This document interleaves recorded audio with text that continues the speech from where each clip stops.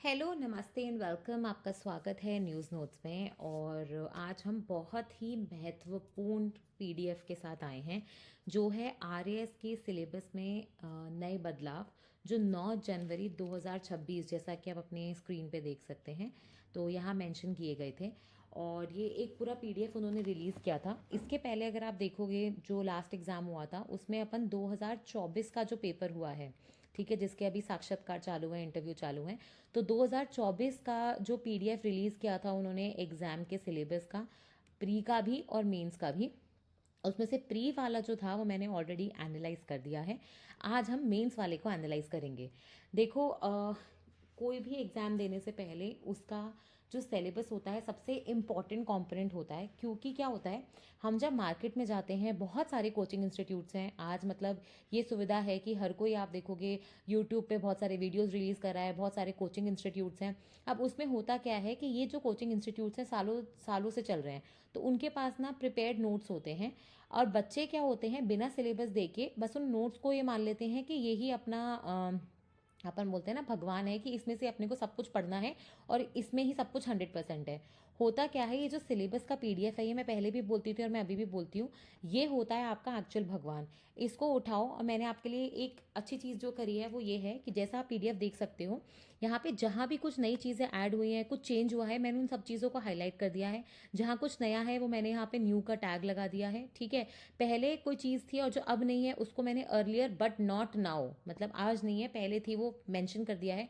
तो ये चीज़ें आपको अपने नोट्स में भी बदलाव करने हैं। जो चीज़ें हट गई हैं उन्हें हटा दो, जो चीज़ें नई ऐड हुई हैं उन पे स्पेसिफिकली फोकस करो, क्योंकि पुराने वाले पैटर्न के ऊपर तो ऑलरेडी एग्जाम्स हो चुके हैं, उस पर से क्वेश्चंस भी पूछे जा चुके हैं। तो जो नई चीज़ें ऐड हुई हैं, जो नए बदलाव हुए हैं, उनमें से आप देखोगे क्वेश्चंस पूछने की संभावना बढ़ जाती है।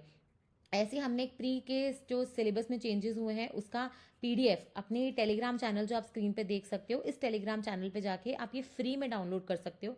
मैं फिर से कह रही हूँ, इसको डाउनलोड करो, प्रिंट करो और अपनी स्टडी टेबल के सामने चिपका दो। दोबारा कोई भी सिलेबस में जो चेंज हुआ है उसका वीडियो देखने की ज़रूरत नहीं है।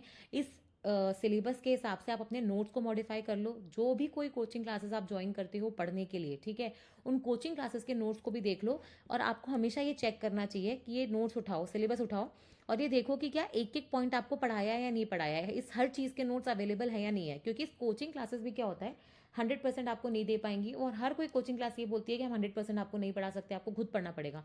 बट पॉइंट ये है कि जो सिलेबस में नई चीज़ें ऐड हुई हैं, ये जो पुराने एडिशंस हटे हैं, ये आपके नोट्स में भी अपडेटेड होने चाहिए। अब जैसे ट्राइब्स और उनके ट्रेडिशन है, तो इसका आप देख लेना कि आपके नोट्स में एक पूरा चैप्टर होना चाहिए, ताकि कल को अगर इसमें से कोई क्वेश्चन आए तो आप ये नहीं बोल सकते जैसे पहले बच्चे बोलते थे कि आउट ऑफ सिलेबस चला गया। ओके, तो ये एक चीज़ है जो आपको पता होनी चाहिए। बट मेंस के सिलेबस में सबसे बड़ा चेंज जो आया है वो मार्क्स डिस्ट्रीब्यूशन में आया है, और वो मैं आपको यहाँ से दिखाती हूँ, एक मिनट।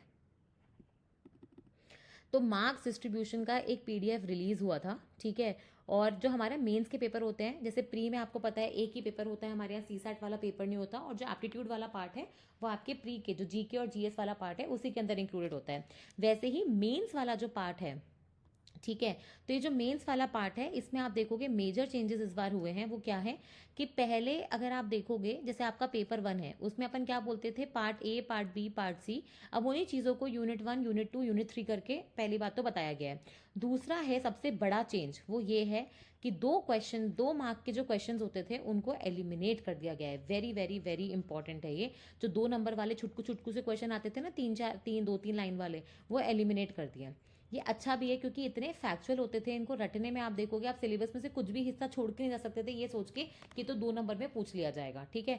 अब इसके साथ साथ जो 5 नंबर के क्वेश्चन थे वो वैसे की वैसे ही हैं, ठीक है, उनमें कोई बदलाव नहीं हुआ है। 5 नंबर के क्वेश्चन की जो वर्ड लिमिट है उसमें भी कोई बदलाव नहीं हुआ है। 5 नंबर के क्वेश्चन को 50 वर्ड्स में आंसर करना होता है, वो वैसा का वैसा है। फिर आते हैं अपन 10 नंबर वाले क्वेश्चन पे। तो पहले 10 नंबर के जो क्वेश्चन थे वो 100 वर्ड्स में आंसर होने थे, लेकिन अभी इसको यूपीएससी पैटर्न पे ले जाते हुए, ठीक है, तो जो 10 नंबर वाले क्वेश्चन है उनकी जो वर्ड लिमिट है वो 150 कर दी है। जैसे यूपीएससी में होता है 10 नंबर वाले क्वेश्चन आते हैं और 15 नंबर वाले क्वेश्चन आते हैं। 10 नंबर वाले क्वेश्चन की वहां पे भी वर्ड लिमिट 150 होती है। वही चीज आप देखोगे यहाँ पे भी कर दी गई है। ओके, फिर यहाँ पे अगर आप देखोगे तो जो दो अगर आपसे कोई मेजर चेंजेस पूछे मेंस में, तो वो सबसे पहले तो मार्क्स डिस्ट्रीब्यूशन पे है। ये मार्क्स डिस्ट्रीब्यूशन का अलग से पीडीएफ रिलीज हुआ था, और मैंने जो ओल्ड मार्क्स डिस्ट्रीब्यूशन का जो लिंक था कि जिसमें 2024 में कैसे आपके मेंस के पेपर्स में मार्क्स डिस्ट्रीब्यूट हुए थे, उसका भी लिंक मैंने नीचे डाल दिया है। तो आप यहाँ से इसको खोल के चेक कर सकते हो कि भाई पुराने वाले मार्क्स डिस्ट्रीब्यूशन कैसे था। बट फिर भी मैं बोल रही हूँ, इसको लेना, इसको प्रिंट करना और अपने स्टडी टेबल के सामने चिपका देना। तो ऐसे करके आपको थोड़े दिनों बाद ये हट ही जाएगा, क्योंकि आपको याद हो जाएगा कि 2 नंबर वाले एलिमिनेट हो चुके हैं, 5 नंबर वाले सेम हैं, और 10 नंबर वाले जो थे उनकी वर्ड लिमिट बढ़ गई है। अब उसके अलावा क्या चेंज हुए हैं, ये तो छोटा सा चेंज था। इसके अलावा एक मेजर चेंज हुआ है आपके पेपर 4, जो आपका इंग्लिश और हिंदी वाला होता था।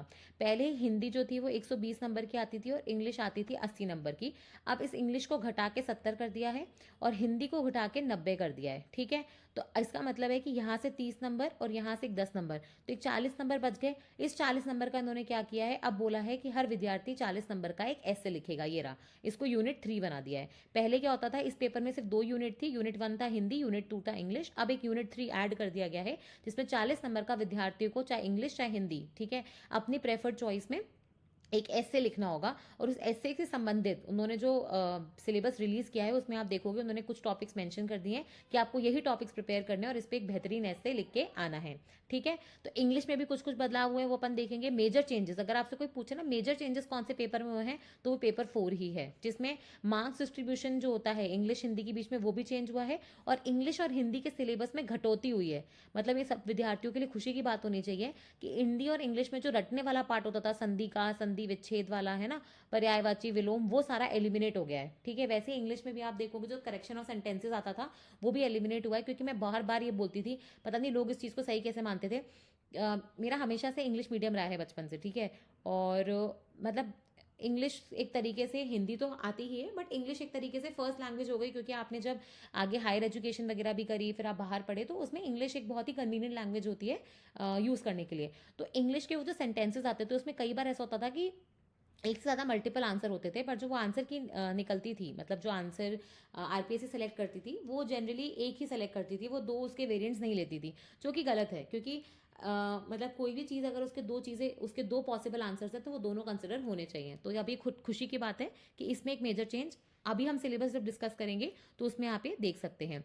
फिर आते हैं हम पेपर 1, 2 और 3 में। तो इसमें क्या हुआ है कि जो 2 नंबर के क्वेश्चंस एलिमिनेट हुए हैं, ठीक है, तो उसमें अब चेंजेस हुए हैं। जैसे आप देखोगे पहले 5 नंबर वाले क्वेश्चन जो थे वो 40 नंबर, यहाँ पे अगर आप देखोगे 5 नंबर और 10 नंबर मिला के जो यूनिट 1 होता है आपका, जो हिस्ट्री वाला पार्ट होता है, उस वो पहले 50 नंबर का था, अभी 70 नंबर का कर दिया। ठीक है, वैसे यूनिट 2 जो होता है उसमें भी पहले 80 का था, अभी वो घटा दिया, क्योंकि 20 नंबर यहाँ बढ़े हैं तो 20 नंबर कहीं घटेंगे, तो वो 60 हो गया है। ठीक है, तो ये जो ब्रेकअप है इनफैक्ट चीज़ों का यूनिट 3 में, वो भी चेंज हुआ है। वैसे आप पेपर 2 में देखोगे, अगर कहीं मार्क्स की बढ़ोतरी हो गई है कोई यूनिट में, तो कहीं मार्क्स की घटौती भी हुई है। जैसे अगर यहाँ पे देखोगे यूनिट 1 में इंक्रीज किया है ना, तो यूनिट 3 में उन्होंने मार्क्स कम कर दिए हैं। तो अब इससे क्या होगा, आपको रेलेवेंस पता लगना चाहिए टोटल सब्जेक्ट्स का, कि कौन से सब्जेक्ट्स हैं जो यूनिट 1 के अंदर आ रहे हैं, जो यूनिट 2 के अंदर आ रहे हैं, यूनिट 3 के अंदर आ रहे हैं, जिससे आपको एक्चुअली में पता लगेगा कि भाई ये यूनिट पे हमें ज़्यादा ध्यान देना है, क्योंकि इसका जो मार्क्स है वो 100 हो चुका है, और ये यूनिट पे हमें कम ध्यान देना है। ठीक है, मतलब ये मुझे लगता है आरपीएससी की सबसे खूबसूरत बात होती है कि वो जब भी आरएएस का पेपर देती है तो आपको पहले से बता देती है कि भाई 5 नंबर वाले, मतलब जैसे यूनिट 1 है हिस्ट्री में से 5 नंबर वाले आपको मतलब 8 क्वेश्चन आएंगे, 10 नंबर वाले 3 क्वेश्चन आएंगे। ठीक है, वैसे ही उन्होंने पहले ही बता दिया है कि भाई इतने नंबर ऑफ क्वेश्चन पूछेंगे, इतने मार्क्स आपको देने हैं, बस क्वेश्चन वो एग्जाम के टाइम पे रिलीज करते हैं। बताओ ऐसा कोई पेपर होता है कि जो इतना आपको ओपनली बता रहा है कि ये चलेगा। वैसे पेपर 3 में आप देखोगे मेजर चेंजेस हुए हैं, क्योंकि जो पहले योगा वाला पार्ट होता था, अब वो योगा वाला पार्ट जो है वो अलग से ना रह के, जैसे पहले यहाँ पे behaviour, law, sports and yoga तीनों चीजें थी। ठीक है, तीनों रटने वाली थी, लॉ भी पूरा रटने वाला था, बिहेवियर भी पूरा रटने वाला था, और स्पोर्ट्स एंड योगा भी रटने वाला था। अब पेपर 3 में मैं क्यों बोल रही हूँ कि पेपर 4 के बाद सबसे ज्यादा चेंजेस हुए हैं, क्योंकि एक तो बिहेवियर का सिलेबस ऑलमोस्ट मुझे लगता है कि सिर्फ 10% सेम है, बाकी 90% चेंज हो गया है। ठीक है, वैसे ही लॉ में क्या हुआ है, चीजें कम हुई हैं, और चीज़ें जो बढ़ी हैं वो कौन सी है, चीज़ें जो कम हुई हैं वो है ना रटने वाली थी कि पर्सनालिटी क्या होती है, लीगल क्या होता है, लॉज क्या होती है, ड्यूटीज़ क्या होती है, जिस पे हर साल आप देखोगे आरपीएससी क्वेश्चन भी पूछती थी, लेकिन वो ईजी भी होते थे क्योंकि ओनरशिप हो गया है ना। तो ये सारी चीज़ें क्या अगर आपने रट ली एक बार, बट इसमें थ्योरीज जो होती थी अलग अलग साइंटिस्ट की वो रटना काफ़ी डिफिकल्ट होता था। तो ये चीज़ें एलिमिनेट कर दी हैं, ठीक है। लेकिन नए एडिशन क्या हुए हैं, जो हमारे 3 नए कानून आए हैं, भारतीय न्याय संहिता, नागरिक सुरक्षा संहिता, वो सारी चीज़ें। प्लस आप देखोगे पहले सिर्फ ये लिखते थे आईटी एक्ट 2000, पर अब आईटी एक्ट के अंदर कौन से सेक्शन पढ़ने हैं वो भी डिफाइन कर दिया। तो कई चीज़ें जहाँ ब्रॉड हुई है वहाँ चीज़ें कहीं डिफाइन भी कर दी हैं। तो आप ये जो चिल्लाते थे ना कि इतनी बड़ी एक्ट है 200 पन्नों की कैसे पढ़ेंगे, अब पढ़नी नहीं है, उन्होंने जो सेक्शन दिए बस वही पढ़ने हैं, ठीक है। और स्पोर्ट्स एंड योगा में मेजर चेंज हुआ है। स्पोर्ट्स एंड योगा पहले अलग से आप देखोगे यूनिट 3 में हिस्सा हुआ करता था, अब वो उन्होंने यूनिट 1 का हिस्सा बढ़ा दिया है। और इसीलिए आप देखोगे यूनिट 1 के जो मार्क्स हैं वो 50 से भी 85 हो गए हैं। बताएं, हर चीज़ का लॉजिक होता है। कोई चीज़ अगर कम हो रही है, कोई चीज़ बढ़ रही है, तो वो इसलिए हो रही है। जैसे इंग्लिश में मैंने बोला चीज़ें कम हो गई, हिंदी में कम हो गई, क्योंकि उनको पता है कि जो टाइम है आपको एक पेपर देने का वो तो सेम है। तो आपको जो पूरा पेपर है वो उतने ही टाइम में अटेम्प्ट करना है। तो अगर आपका वो टाइम, अगर वो सिलेबस यहाँ से कुछ कटा रहे हैं तो उन्होंने कोई चीज़ ऐड कर दी है, अगर वो कोई चीज़ यहाँ पे बढ़ा रहे हैं तो उन्होंने कहीं से कम कर दी है, ठीक है। तो ये सारे चेंजेस आपको मार्क्स डिस्ट्रीब्यूशन में देखने को मिलेंगे। ओके, अब हम चलते हैं अपने सिलेबस की तरफ, क्योंकि मार्क्स डिस्ट्रीब्यूशन हमने देख लिया है। ओके, तो ये है आरएएस का नया 2026 का सिलेबस, जो 9 जनवरी 2026 को अपने जो कंट्रोलर ऑफ एग्जामिनेशन होते हैं आरपीएससी के, उन्होंने रिलीज़ किया है। और इसमें ओल्ड लिंक मैंने डाला है अगर किसी को 2024 का सिलेबस देखना है, बट मैं फिर से बोल रही हूँ कोई ज़रूरत नहीं है, आप इसी सिलेबस को डाउनलोड कर लो। 4 पेपर हैं, उसमें कोई चेंजेस नहीं हुए हैं, हर पेपर 3 घंटे का है और 200 नंबर का है, इसमें कोई चेंजेस नहीं है। प्री में नेगेटिव मार्किंग होती है, मेंस में क्योंकि सब्जेक्टिव पेपर होता है तो नेगेटिव मार्किंग नहीं कर सकते, ठीक है। तो सबसे पहले हम चलते हैं पेपर 1 की तरफ। तो पेपर 1 में पहले भी 3 ही यूनिट्स थे, मतलब पार्ट ए बी सी था। अब उन पार्ट ए बी सी की जगह मैंने बताया ना, यूनिट 1 कहते हैं उसको, यूनिट 2 कहते हैं और यूनिट 3 कहते हैं। मतलब पार्ट ए बी सी तो है ही, पर यूनिट 1 के अंदर पार्ट ए बी सी है, यूनिट 2 के अंदर पार्ट ए बी सी है, यूनिट 3 के अंदर पार्ट ए बी सी है। ये पहले भी वैसे ही था, बट इसमें थोड़ा बहुत हल्का फुल्का चेंज किया है, ठीक है। अब जैसे अगर अपन यूनिट 1 हिस्ट्री की बात करें, तो हिस्ट्री इसमें वर्ल्ड की भी आती है, इंडिया की भी आती है, राजस्थान की भी आती है। हमेशा याद रखना यूपीएससी में क्या होता है, वो वर्ल्ड से फिर इंडिया से ऐसे जाते हैं। और राजस्थान में हमेशा पहले राजस्थान आता है, फिर इंडिया आता है, भारत आता है, फिर वर्ल्ड आता है। तो अब चाहे ज्योग्राफी देखो, चाहे आप हिस्ट्री देखो, चाहे आप इकोनॉमी देखो, यही ट्रेंड चलेगा, पहले राजस्थान फिर इंडिया फिर वर्ल्ड, ठीक है। तो अगर आप हिस्ट्री की बात करोगे तो पार्ट ए जो है वो राजस्थान की हिस्ट्री का है, पार्ट बी इंडियन हिस्ट्री का जैसे पहले चलता था, और पार्ट 3 आपकी वर्ल्ड हिस्ट्री का है। पार्ट ए में अगर मैं बात करूँ तो इसमें क्या चेंजेस हुए हैं, देखो जहाँ नया कुछ ऐड हुआ है वहाँ नया लिख दिया है, जहाँ पहले कोई सिर्फ लैंग्वेज चेंज थी वो बता दिया है कि भाई जैसे ये अंडरलाइन कर दिया और बता दिया कि यहाँ पे पहले ये लिखा हुआ था, अब इसकी जगह थोड़ी क्लैरिटी आ गई है। जैसे पहले क्या लिखा है, मेजर लैंडमार्क्स क्या आते हैं हिस्ट्री ऑफ राजस्थान में प्री हिस्टोरिक टाइम, मतलब पेलोलिथिक, मीजोलिथिक, नियोलिथिक से लेकर 18वीं सदी तक, ठीक है। अब क्या किया उन्होंने, थोड़ा डिफाइन कर दिया। जैसे पहले अब इन्होंने बोला है कि आपको प्री हिस्ट्री का भी क्या पता होना चाहिए, उसका कल्चर, ठीक है, उसमें वेरियस कोई अगर एंशिएंट हिस्ट्री की साइट्स हैं वो पता होनी चाहिए आपको, और उसका इंपॉर्टेंस क्या है ये पता होना चाहिए। प्लस आपको पहले लिखा था कि आपको सिर्फ इंपॉर्टेंट डायनेस्टीज पता होनी चाहिए, लेकिन अब क्या पता होना चाहिए आपको, पॉलिटिकल एंड कल्चरल अचीवमेंट्स क्या थे उन रूलर्स के। तो पहले जहां आप डायनेस्टी के बारे में सब कुछ पढ़ते थे, अब वो सिर्फ ये बोल रहे हैं कि आप वेरियस रूलर्स देखो राजस्थान के 18वीं सदी तक जो आए, और उनके क्या पॉलिटिकल और कल्चरल अचीवमेंट्स रहे हैं वो पता होने चाहिए। कर दिया ना, जहां एकदम वेग सिलेबस था अब उसको एकदम डिफाइन कर दिया कि आपको कल्चरल अचीवमेंट्स पढ़ने हैं, पॉलिटिकल अचीवमेंट्स पढ़ने हैं, किसके, रूलर्स के, कब तक के, 18वीं सदी के, हो गया ना डिफाइन। फिर सेकंड देखो, रेवेन्यू एडमिनिस्ट्रेशन सिस्टम पहले भी था अभी भी है, लेकिन उसका चेंजिंग पैटर्न पहले नहीं था। तो अब जो रेवेन्यू और एडमिनिस्ट्रेशन में जो चेंजेस आ रहे हैं वो पता करने हैं। ये जो है ना, ये यूपीएससी के फेवरेट क्वेश्चंस होते हैं, कि जैसे अगर अपन देखेंगे कि दिल्ली सल्तनत से मुगल काल में गए तो उसमें उनका जो एडमिनिस्ट्रेशन सिस्टम था वो कैसे चेंज हुआ, इस पर यूपीएससी मेन्स भर भर के क्वेश्चन पूछता था। तो अब थोड़ा जो सिलेबस है वो यूपीएससी की तरफ जा रहा है, ठीक है, जो पैटर्न है वो यूपीएससी की तरफ ले जाने की कोशिश कर रहे हैं। फिर 19th और 20th सेंचुरी पहले भी था, उसमें आप देखोगे पीजेंट और ट्राइबल मूवमेंट्स जो होते हैं, आपके कोई पॉलिटिकल अवेकनिंग हुई है, राजस्थान का इंटीग्रेशन कैसे हुआ है, ये पहले भी था। क्या ऐड हुआ है, ये 2 स्पेसिफिक चीजें ऐड हुई हैं, एक तो 1857 की क्रांति, रिवोल्ट ऑफ 1857, और एक मास मूवमेंट्स, वेरी वेरी इंपॉर्टेंट, ठीक है, वेरी वेरी इंपॉर्टेंट। क्योंकि पहले आप सिर्फ पीजेंट और ट्राइबल मूवमेंट्स के बारे में पढ़ते थे, मास मूवमेंट्स में अब आपका नॉन कॉपरेशन, वुमेन के द्वारा कोई मूवमेंट्स करे गए हैं, ठीक है। प्लस आप देखोगे इंडियन वुमेन एसोसिएशन के द्वारा कोई मूवमेंट्स है, रेवोल्यूशनरी मूवमेंट्स है, सब इसके अंदर आ जाएंगे, ठीक है, जो राजस्थान में हो रहा है, क्योंकि हम राजस्थान की बात कर रहे हैं। फिर तीसरा, आर्ट एंड कल्चर में ऑलमोस्ट सारी चीज़ें सेम है, बस दो चीज़ें ऐड हुई हैं, कुछ घटा नहीं है। एक तो मॉन्यूमेंट्स ऐड हो गए हैं, पहले आप देखोगे सिर्फ आर्किटेक्चर लिख के छोड़ा था, लेकिन मॉन्यूमेंट्स नहीं थे, मॉन्यूमेंट्स ऐड हो गए हैं। और दूसरा है आपका फोक स्टोरीज हैं, पहले folk music and folk dances थे, लेकिन जो कहानियां होती हैं आपकी, जो बचपन से दादियां आपको सुनाती है कि ये तो गाँव में प्रचलित हैं, तो हमने सुन ली, फोक स्टोरीज होती हैं, है ना, फोक लोर्स होते हैं, ये पहले इंक्लूडेड नहीं थे, अब ये भी इंक्लूड कर दिए गए हैं, ठीक है। तो ये एक नया एडिशन हुए हैं आपके आर्ट एंड कल्चर वाले पार्ट में। फिर फेयर्स, फेस्टिवल्स, हेरिटेज जो था वो सब पहले भी था। पहले क्या था, आपको सिर्फ बोला था कि जो मेजर हेरिटेज साइट्स हैं वर्ल्ड हेरिटेज की, तो इसमें क्या करते थे अपन, सिर्फ यूनेस्को में जो वर्ल्ड हेरिटेज साइट्स हैं उनके बारे में पढ़ के जाते थे। अब ये ना लिख के आपने बहुत इसको ब्रॉड कर दिया, आपने बोला आप सिर्फ वर्ल्ड हेरिटेज साइट्स के बारे में नहीं, आप जो भी हेरिटेज साइट्स हैं राजस्थान में उन सब के बारे में पढ़ोगे। तो अब जो सिलेबस है उसमें आपको सिर्फ वर्ल्ड हेरिटेज साइट्स के बारे में नहीं पढ़ना, मतलब पहले आप सिर्फ फोर्ट और इन सब के बारे में पढ़ के जाते थे, अब आपको जितनी भी हेरिटेज साइट्स है राजस्थान की वो सारी आपको पढ़नी पड़ेंगी। वैसे एक नया एडिशन जो हुआ है वो है ट्राइब्स और उनके ट्रेडिशंस का। तो पहले क्या था, जैसे आप सोसाइटी वाले पोर्शन में अपने अपना जो सोशल सोसाइटी वाला पार्ट था, सोशियोलॉजी वाला, उसके अंदर आप पढ़ते थे कि ग्रसिया हो गया, मीना हो गया, सहरिया ट्राइब्स, है ना। लेकिन अभी आप देखोगे इन्होंने कोई ऐसा बताया नहीं है कि आपको सिर्फ 3 ट्राइब्स पढ़नी है, यहाँ पे बोला आपको सारी ट्राइब्स पढ़नी है और उनके ट्रेडिशंस के बारे में आपको पता है, ट्राइब्स के ऊपर कोई ना कोई कि ये क्या होता है, कोई पर्टिकुलर तरीके का वो कोई चीज़ पहनते हैं, कपड़ा होता है या ज्वेलरी का पीस होता है, उस पर प्री पे हमेशा क्वेश्चन आते थे, लेकिन अभी आप देखोगे स्पेसिफिकली आपके मेन्स का भी पार्ट बन चुका है, ठीक है। तो ट्राइब्स का जैसे अपन हमेशा पढ़ते हैं ना कि ट्राइब्स, कुछ पर्टिकुलर ट्राइब्स होती हैं जिनमें पर्टिकुलर कल्चर्स मतलब ट्रेडिशंस जो होते हैं वो प्रचलित होते हैं, तो अब उनके बारे में आपको 5 नंबर का क्वेश्चन तो पूछा जा ही सकता है, ठीक है।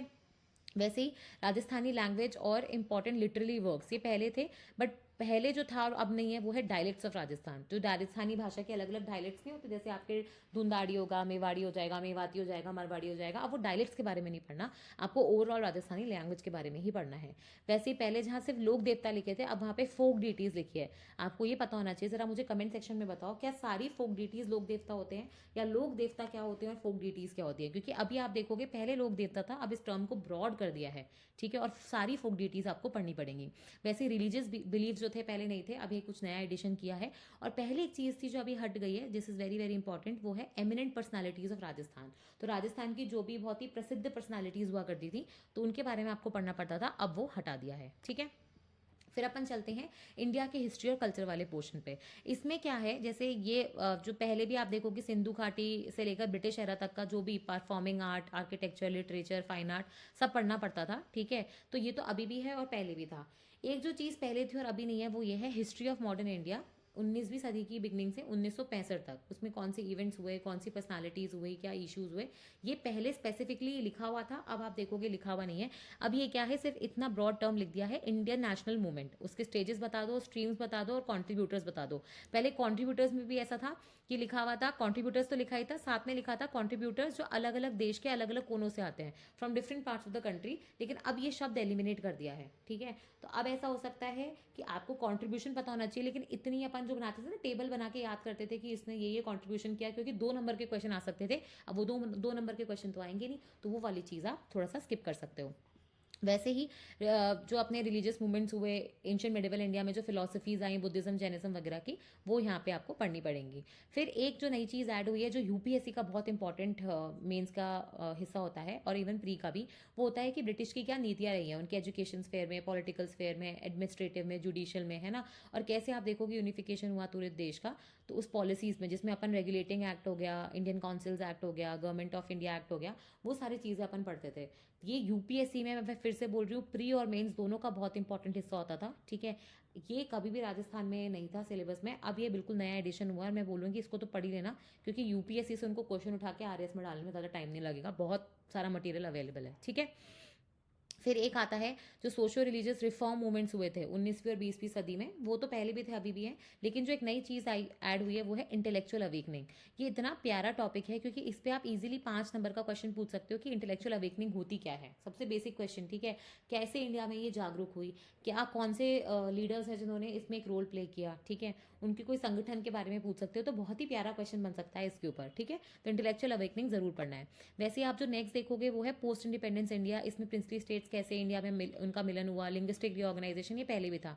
अब जो नया ऐड हुआ है ना वो ये है, और ये बहुत इंपॉर्टेंट है क्योंकि यूपीएससी में वुमेन एम्पावरमेंट से रिलेटेड, जेंडर इशू से रिलेटेड हर साल पेपर 1 में भी, पेपर 2 में भी भर भर के क्वेश्चन आते हैं। तो वुमेन एम्पावरमेंट, वुमेन के जो रिफॉर्म मूवमेंट्स हुए हैं, ठीक है, साइंस एंड टेक्नोलॉजी का डेवलपमेंट कैसे हुआ है, उसकी नीतियाँ क्या है साइंस एंड टेक्नोलॉजी की, जैसे साइंस पॉलिसी हो जाएगा, टेक्नोलॉजी पॉलिसी हो जाएगा, साइंस एंड टेक्नोलॉजी की पॉलिसी हो जाएगा आज़ाद भारत में। तो ये सारी यूपीएससी का हमेशा से हिस्सा थी, लेकिन आरएएस में नहीं थी। तो अब ये पढ़ के जाना क्योंकि इस पे से पूछे जाने की संभावना बढ़ जाती है, कंसिडरिंग कि यूपीएससी में ऑलरेडी इस पे क्वेश्चंस अवेलेबल हैं। ठीक है, मैं फिर से बता रही हूँ, यूपीएससी मतलब देखो, एक तो होता है कि आपको बिल्कुल नए क्वेश्चंस फ्रेम करने हैं, एक होता है कि ये सिलेबस ऑलरेडी कोई तो दूसरे स्टेट पब्लिक सर्विस कमीशन या यूपीएससी का पार्ट था, तो वहाँ से क्वेश्चन उठा के उसको सिर्फ चेंज करना और रिफॉर्म करने में ज़्यादा टाइम नहीं लगता है। ठीक है, इसलिए वो टॉपिक्स जो यूपीएससी में है ऑलरेडी, जिसमें क्वेश्चंस भी आ चुके हैं, वो मैं आपको स्पेसिफिकली बता रही हूँ। नहीं तो जो पीडीएफ पढ़ रहे हैं और जो वीडियो देख रहे हैं उनमें फ़र्क क्या है, तो वीडियो देखने वाले को कुछ तो एडवांटेज मिलना चाहिए ना, वो यही है। ठीक है, फिर आप पार्ट सी देखोगे तो हिस्ट्री ऑफ मॉडर्न इंडिया, इसमें सब कुछ सेम है, बस इसमें कुछ चीज़ें ऐड हुई हैं, कुछ चीज़ें डिलीट हुई हैं। ऐड क्या हुआ है, पहले स्पेसिफिकली रशियन रेवोल्यूशन मेंशन नहीं था, अब आपको रशियन रेवोल्यूशन के बारे में पढ़ना पड़ेगा, और पढ़ लेना क्योंकि रशियन रेवोल्यूशन पे से यूपीएससी में क्वेश्चन आ चुका है, बोल्शेविक रेवोल्यूशन पे से भी आ चुका है, प्लस आप देखोगे जो उनका बोल्शेविक रेवोल्यूशन के दौरान जो अक्टूबर और फ्रेंच की, जो अक्टूबर और फरवरी का रेवोल्यूशन हुआ था, वो भी आ चुका है। तो वो दोनों चीज़ें यहाँ पढ़ लेना। फिर आप देखोगे पहले जो था कि एशिया और अफ्रीका में इंपीरियलिज्म और कोलोनिज्म, ये यूपीएससी का हिस्सा था, ये आप देखोगे अब आरएएस में नहीं है। वेरी वेरी इंपॉर्टेंट, क्योंकि इतना वियर्ड क्वेश्चन है ये, इस पे से यूपीएससी एक बार पूछ चुकी है अफ्रीका को कोई देश के बारे में कि उसको कैसे आज़ादी मिली, इंडोनेशिया के बारे में। अब ऐसे आप हर कंट्री के बारे में थोड़ी पढ़ सकते हो कि भाई वहाँ का रूलर्स कौन है, वहाँ कैसे आज़ादी मिली। आपको ब्रॉड ब्रॉड पता होता है कि भाई लैटिन अमेरिकन कंट्रीज़ में पोर्चुगल और स्पेन का पार्ट था, अपने साउथ एशियन कंट्रीज़ में, ईस्ट एशियन कंट्रीज़ में अगर आप देखोगे तो जनरली ब्रिटिशर्स का राज था, तो उन्होंने वहाँ पे काबू किया। फिर अपने को ये पता होता है कि हाँ भाई उनको 1947-48 में आज़ादी मिली, बट किससे मिली, कौन से इंपॉर्टेंट रूलर्स थे, वो पढ़ना बहुत डिफिकल्ट हो जाता है। तो वेरी गुड न्यूज़ कि आपका ये हटा दिया है, ये यूपीएससी का भी हिस्सा है लेकिन अपने यहाँ से हट गया, तो वेरी वेरी गुड। एक और जो दो और चीज़ें जो ऐड हुई हैं, इम्पैक्ट ऑफ वर्ल्ड वॉर पहले भी था, इकोनॉमिक, पॉलिटिकल, एडमिनिस्ट्रेटिव, हर तरीके से आप इम्पैक्ट देखते थे, लेकिन वर्ल्ड कैसा था कोल्ड वॉर के टाइम पे ये नहीं था। तो अब आपके कोल्ड वॉर आपके सिलेबस का बहुत इंपॉर्टेंट हिस्सा हो गया है। कोल्ड वॉर मतलब जहाँ से वर्ल्ड वॉर 2 खत्म हुआ था, ठीक है, 1945 से लगभग आप देखोगे 1991 तक, जब तक यूएसएसआर जो था वो डिसइंटीग्रेट हो गया था, तो वहाँ तक आप देखोगे पूरा कोल्ड वॉर होता है। तो उस समय वर्ल्ड कैसा था, उस समय अगर आप, ये यूपीएससी का बहुत इंपॉर्टेंट मतलब हिस्सा होता है उसके सिलेबस का। क्यूबन मिसाइल क्राइसिस हो गया, वियतनाम के वॉर हो गए, है ना, नॉर्थ कोरिया साउथ कोरिया वाला, ये सारी चीज़ें अब इसके अंदर ऐड हो जाएंगी। फॉर्मेशन ऑफ नैम, मतलब वर्ल्ड कैसा था कोल्ड वॉर के टाइम में, आपको पता है नॉन अलाइनमेंट मूवमेंट भी चालू हुआ था, थर्ड ब्लॉक क्रिएट हो गया था। अब ये सारी चीज़ें इसमें पूछी जा सकती है, तो ये सिलेबस जो है काफ़ी ब्रॉड हो गया। वैसे ही एक और चीज़ जो ऐड हुई है, तो डिलीट तो सिर्फ एक चीज़ हुई, एडिशन बहुत सारी चीज़ों को हो गया, लेकिन खुशी की बात यह है कि ये चीज़ें पहले से यूपीएससी का हिस्सा थी, तो इस पे नोट्स मिलना भी ज़्यादा डिफिकल्ट नहीं होगा। कोचिंग क्लासेस जो राजस्थान में ऑपरेट कर रही हैं वो भी आप देखोगे उन नोट्स से अपने नोट्स को रिफाइन कर सकते हो, ज़्यादा तकलीफ नहीं होगी। प्लस आपको रेडी क्वेश्चंस भी मिल जाएंगे जो आप यूपीएससी के लेवल के उनकी वेबसाइट से भी डाउनलोड कर सकते हैं। और दूसरा एक चीज़ जो ऐड हुई है वो है नाजिज्म, जो जर्मनी में था, जिसमें हिटलर की बात करते हैं, और फासिज्म जो इटली में था। ठीक है, तो ये दोनों ही चीज़ें यूपीएससी का हमेशा से हिस्सा थी, तो क्वेश्चन इस पर भी आ चुके हैं। ओके, फिर हम चलते हैं सेकंड यूनिट पे जो होती है इकोनॉमिक्स। ठीक है, यहाँ पे अगर आप देखोगे ट्रेंड उल्टा कर दिया, पहले इंडिया है, फिर वर्ल्ड है, फिर राजस्थान है। ठीक है, तो यहाँ पे अगर आप देखोगे तो जैसे अपन इंडियन इकोनॉमी की बात करेंगे, ठीक है, तो इंडियन इकोनॉमी में सबसे पहले देखो इकोनॉमी में क्या हुआ है कि भाषा बदल दी है और बहुत सारी नई चीज़ें ऐड करी हैं। बेसिकली सिलेबस जो है ना वो एकदम यूपीएससी जैसा बनाने की कोशिश करी गई है, जैसे, और कुछ चीज़ें इतनी स्पेसिफिकली लिख दी हैं कि ये तो आपको पढ़नी ही पढ़नी है, ताकि आप है ना इनमें से क्वेश्चन एक्सपेक्ट कर सको। जैसे पहले क्या होता था, सिर्फ ग्रोथ लिखा था, इकोनॉमिक ग्रोथ, ठीक है, लेकिन डेवलपमेंट का कोई बात नहीं करी थी। लेकिन आप सबको पता होना चाहिए कि ग्रोथ और डेवलपमेंट अलग है, और यूपीएससी में भी ऐसे लिखा हुआ है। तो इसका कॉन्सेप्ट क्या है, इसको मेजर कैसे करते हैं, आपको पता है पहले सिर्फ जीडीपी, जीएनपी, इन सब की बातें होती थी। अरे एक मिनट,